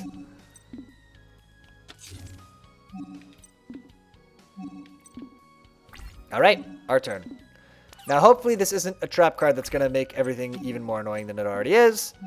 Let's do this. We're going to attack with the Summon Skull, then we're going to summon Alpha the Magnet Warrior at the end of our turn. Petey, why? Because I'm worried this trap card is going to destroy all the monsters on the field. And so just in case that turns out to be the case, again, our victory is pretty inevitable at this point. You know, we've kind of effed up his whole deck. Activate the effect of a card? No. If he puts something in play to attack Alpha the Magnet Warrior, it's no big deal. We'll do Spellbinding Circle. So that's why he's okay to put him in attack mode. He doesn't have any monsters that are strong enough to kill Alpha, though, I don't think. Yeah, he's done. GG. Here's Beta. Should we summon Beta? Here he is. Beta, my beautiful magnet boy. I always loved Beta the Magnet Warrior. Look at how dorky he is. I love it. Great. We'll go to the battle phase. Summon Skull attacks, or Beta, whatever attacks. Boom. Summon Skull attacks, ending the duel. What do you think? Nice! Yeah, you won! I'm taking Joey's red eyes and your locator card. I lost. I failed. Forgive me, Master. I tried my best. No, please don't be angry. Yugi, that wacko's lost his mind. Remember me, Pharaoh? Actually, perhaps you don't. You were trapped in the puzzle when I dueled little Yugi. Congratulations on defeating my rare hunter, though he was the weakest duelist in my crew. My other minions will prove much more formidable. So what's happening here is Seeker's mind is being controlled. It's not really obvious from here. We know it from the show. Yug, what's with this freak show? Pharaoh, I've waited for you for years. Finally, after all this time, I will destroy you. I will not allow my other rare hunters to fail like this one. I have little time for this kind of foolishness, so I've taken over his body and trapped his mind in the Shadow Realm. I am in control. How do you control him? Each of the Millennium items contains its own unique power. So mind control is a simple task with my Millennium Rod. Allow me to introduce myself. Remember my name, Merrick. Merrick? What is it you want from me, Merrick? I want what belongs to me, and I'm taking it using the strength of the Egyptian god cards. Egyptian what?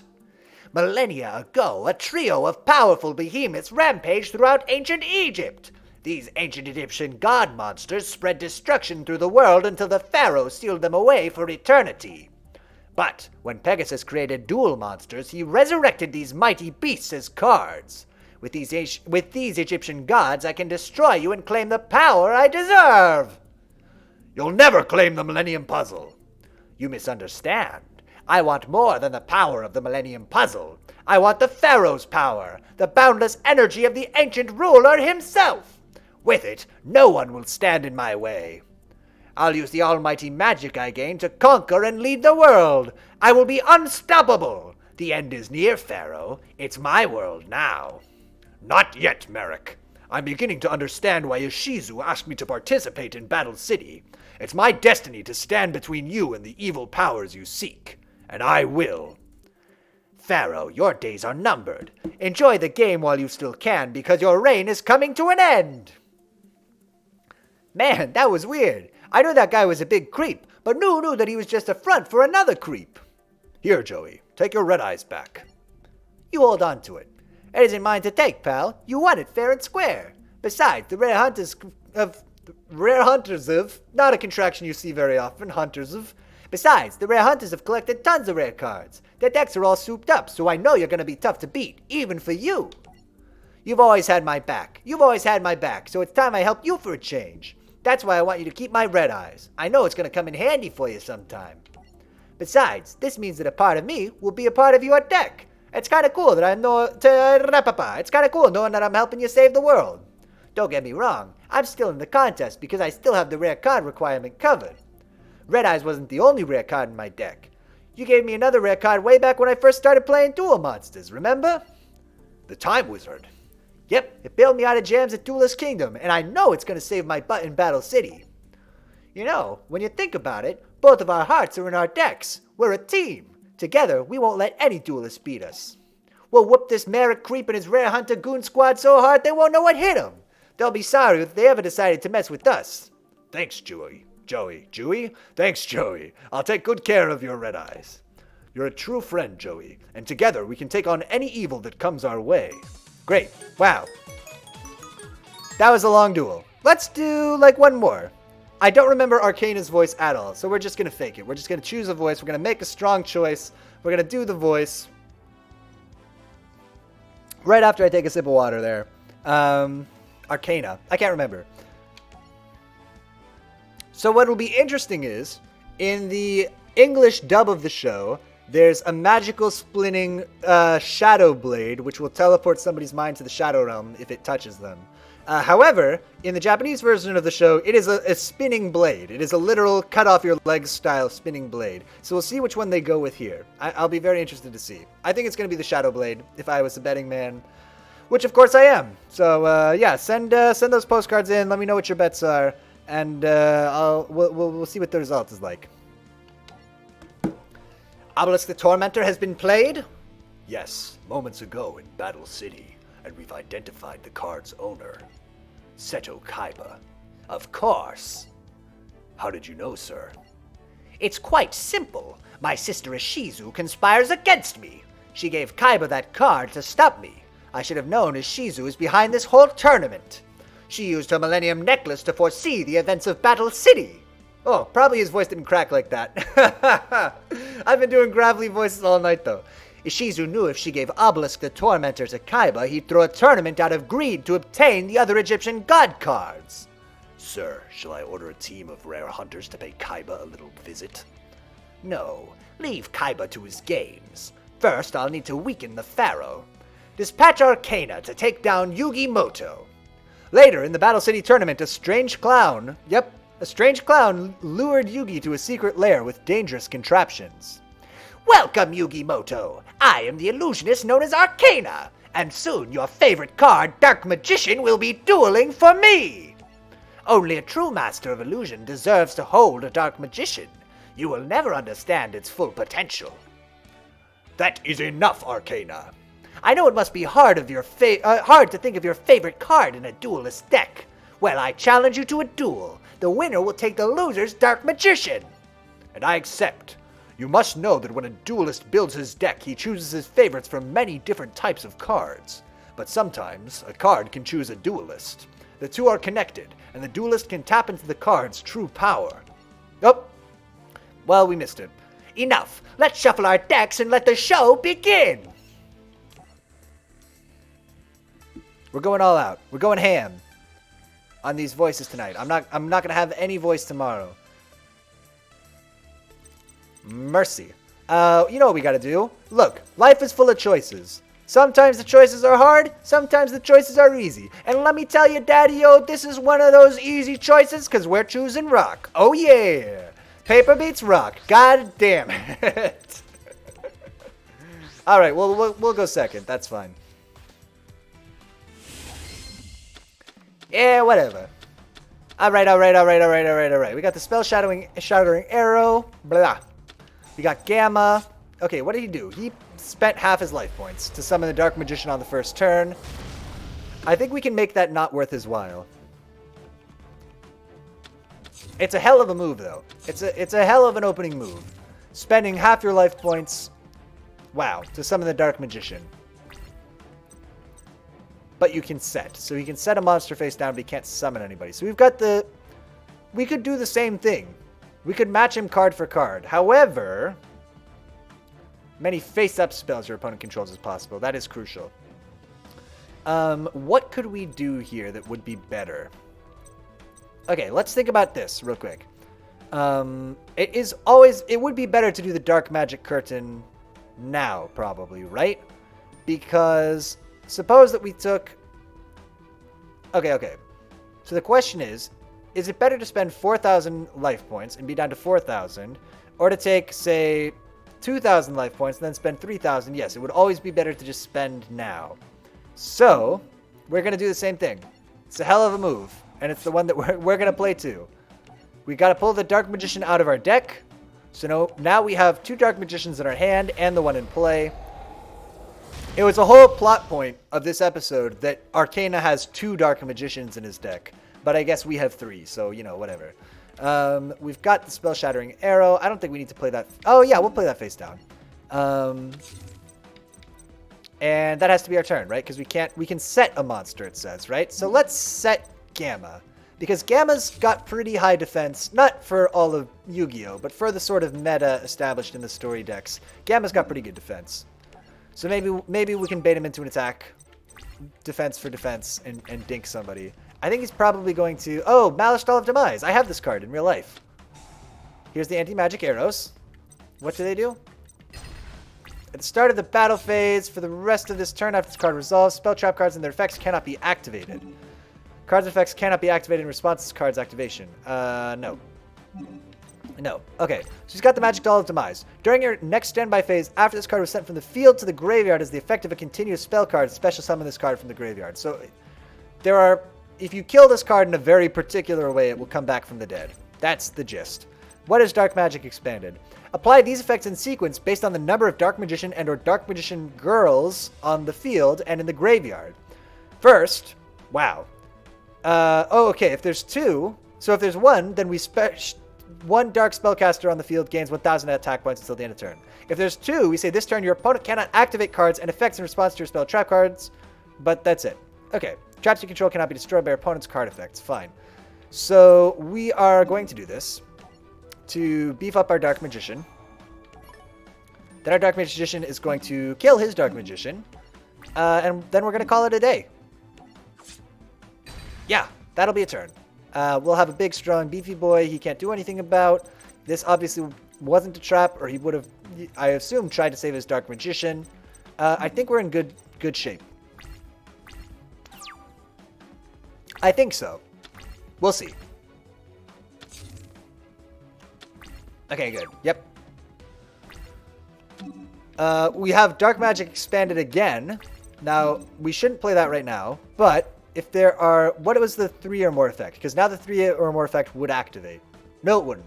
Would it? No, there's still only 2. Dark Spellcaster monsters you control are unaffected by your opponent card effects until the end of this turn. Okay. But we don't have... There are 2. There are still only 2. There's just 1 in the graveyard and 1 in play. Okay, so let's start by attacking his Magic Doll of Demise because we know that that is a monster that we want to attack. No. No. Didn't mean to do that. Got ahead of myself. No. What is our face down card again? I already forgot. Nope. Whatever it is, I don't want to use it. Spell Shattering Arrow. Great. End the turn. No. So right now... I'm a little worried because we're kind of just riding on our Dark Magician being a very strong monster. If he can destroy the Dark Magician, we don't really have anything to replace it, which should make you nervous. It certainly makes me nervous. We've got the Dark Magician girl. She gets 300 attack for every Dark Magician in the graveyard, so she would be 2,300 if we could summon her. Of course, we can't, so let's not worry about it. Don't worry your pretty little head about it. What's he got? What's face down? No. Another Malice Doll of Demise. I'm not sure if he played that card in the show, but that's fine. Maybe he did. Who remembers? It's just weird that it appears twice in his deck, and it's not...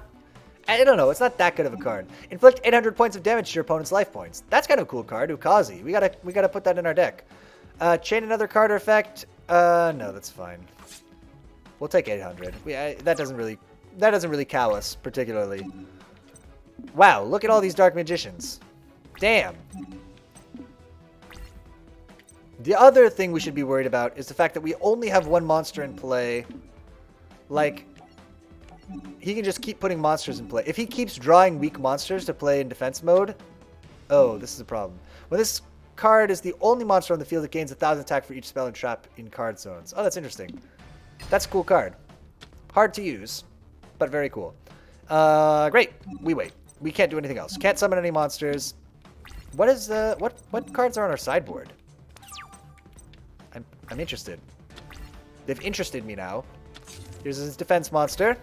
This is what we're talking about. So he can kind of just delay infinitely. Until we get Gazelle. Oh, okay, so it's gonna be Chimera, the super boy. Chimera, the flying mythical beast. Oh, and Black Skull Dragon. Interesting. Okay, let's summon Gazelle. And we'll summon him in attack mode. If he plays another Malice Doll of Demise, we could actually be in trouble. But I think it'll be fine. Let's do this. Let's just end this duel, right? Oh, you want to take a risk? We're going to attack his face-down monster with Gazelle. It's a bit of a risk. But, oh man, didn't pay off. Okay. That's okay. We took 200 life points for it. We might have been able to end the duel this turn. That's fine. We'll do it next turn. I mean, we got him on the ropes. We'll end the game next turn instead. Monster Reborn! Oh! The Dark Magician!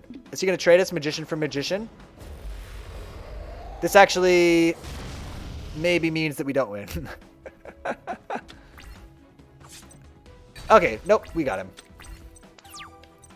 That's fine, we can work with that. We have Dispel, if you wanted it. A lot of cards to... Well, I guess let's just set this, whatever. We're gonna do Dark Magic Expanded again. Oh, yeah! So we're going to wipe out his Dark Magicians exact same way we killed it before. Literally, kind of brutal. It's his turn. If he can play a monster in defense mode, it won't be the last turn. Otherwise, it's his last turn. I'm wrong. He's got Dark Hole. Chain another card or effect? Yes. Does this work?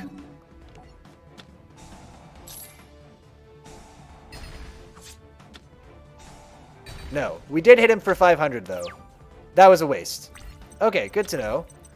We've got Mystical Ref Panel. Activate, I don't know what a ref panel is, but whatever. Activate only when a spell card that targets one player is activated. The effect of that spell card is applied to the other player instead. That's handy. We don't have that many life points, you know. We could be in trouble here. We need monsters that we can play. Man, this is all turned around on us. Okay. He seems to have used up all his monsters too. Great. Okay, so we've got Mirror Force. That's a little bit of insurance at least. If he plays his stupid deal 800 damage card, we've got Mystical Ref Panel. This is kind of a dumb duel right now. Giant Soldier of Stone. Actually, kind of a perfect card to get. We summon him in defense mode. Maybe he'll summon something. I don't think that he'll take a chance attacking to our face-down monster, but if he does, he'll probably get a little dink. Yeah, he's not taking the chance. That's fine. That's understandable. Card Destruction. Tell me about this card. Both players discard as many cards from their hands, then each player draws the same number of cards they discarded. We will play this if this next turn doesn't go well. Deal? Deal. Wait. Why didn't we summon the Dark Magician? We need 2 sacrifices. We should have summoned the Dark Magician girl. Huge mistake. Massive error. But you know what? I don't hate it. Let's wait. We should have played the Dark Magician girl, but it's not the end of the world. Check it out. Stealth Bird is here. When this card is flipped, summon and inflict 1,000 damage to your opponent. Uh-oh. Is he going to take a chance? Ectoplasmer. Infected male. Infected male, this is bad. Whoa, whoa, whoa, whoa, whoa, whoa, whoa. Yes, we have to do something. Mirror Force. Oh my god. He almost had us there. He really, really, truly did. We almost... Woo! Almost lost that one. That's fine, though. Let's summon... Tell me about Infected Male. Once per turn, you can target one level 4 or lower monster you control. It can attack your opponent directly. Send it to the graveyard at the end of this turn. So, we got to Dispel and get rid of that. What does Ectoplasmer do? Once per turn during each player's end phase, that turn... The turn player must tribute one face-up monster, and if they do, inflict damage to their opponents equal to half the original attack of the tributed monster. They must tribute one face-up monster. Huh. I guess we could use that to do the old double dink. Okay, let's Dispel first. Because no matter what, basically, we want to get rid of Infected Male. Infected Male is a big threat. He plays Magic Jammer. Okay. Shoot. What have we got here? Mystical Ref panel. So the question is... You know the answer. We're summoning the Feral Imp. We're going all out. We're taking a chance. We're switching. So we're hoping that if he's got something to block one attack, he doesn't have something to block two attacks. That's the whole bet. That's the big bet. Paid off. Game's over. Boom! That's Yu-Gi-Oh! This can't be! There is no way you could have defeated me, Yugi! I am the greatest magician the world has ever known! You relied on trickery to win instead of trusting and respecting the heart of the cards. Arcana is gone, so we meet again, little Yugi. I'm sure I need no introduction. So he's being mind-controlled again. That's fine. Show your face to me, Merrick, you coward! I'll reveal myself to you when the time is right and no sooner. Once I obtain what's mine. And you know exactly what I want, the unlimited power of the ancient pharaoh, the spirit that lives within your puzzle. Tell me why you want the pharaoh's power. Because the power is rightfully mine, and once I have it, I will be unstoppable. The world will belong to me, and no one will stand in the way of my destiny, especially not you. Oh yeah? Just watch me, Merrick. Listen, little Yugi, my family has slaved for centuries, protecting the tomb of the pharaoh until his return. And for what? I should be pharaoh. Never. You won't get the power of the pharaoh, and I'll make sure of it. Ha! We'll see about that. My destiny can't be stopped. Don't you see it's only a matter of time? The 3 Egyptian god cards, along with your Millennium Puzzle, will belong to me. Then I will strip the pharaoh of his ancient powers and infuse them within myself. Merrick, you'll never defeat me in a duel, so you'll never get your greedy hands on my puzzle.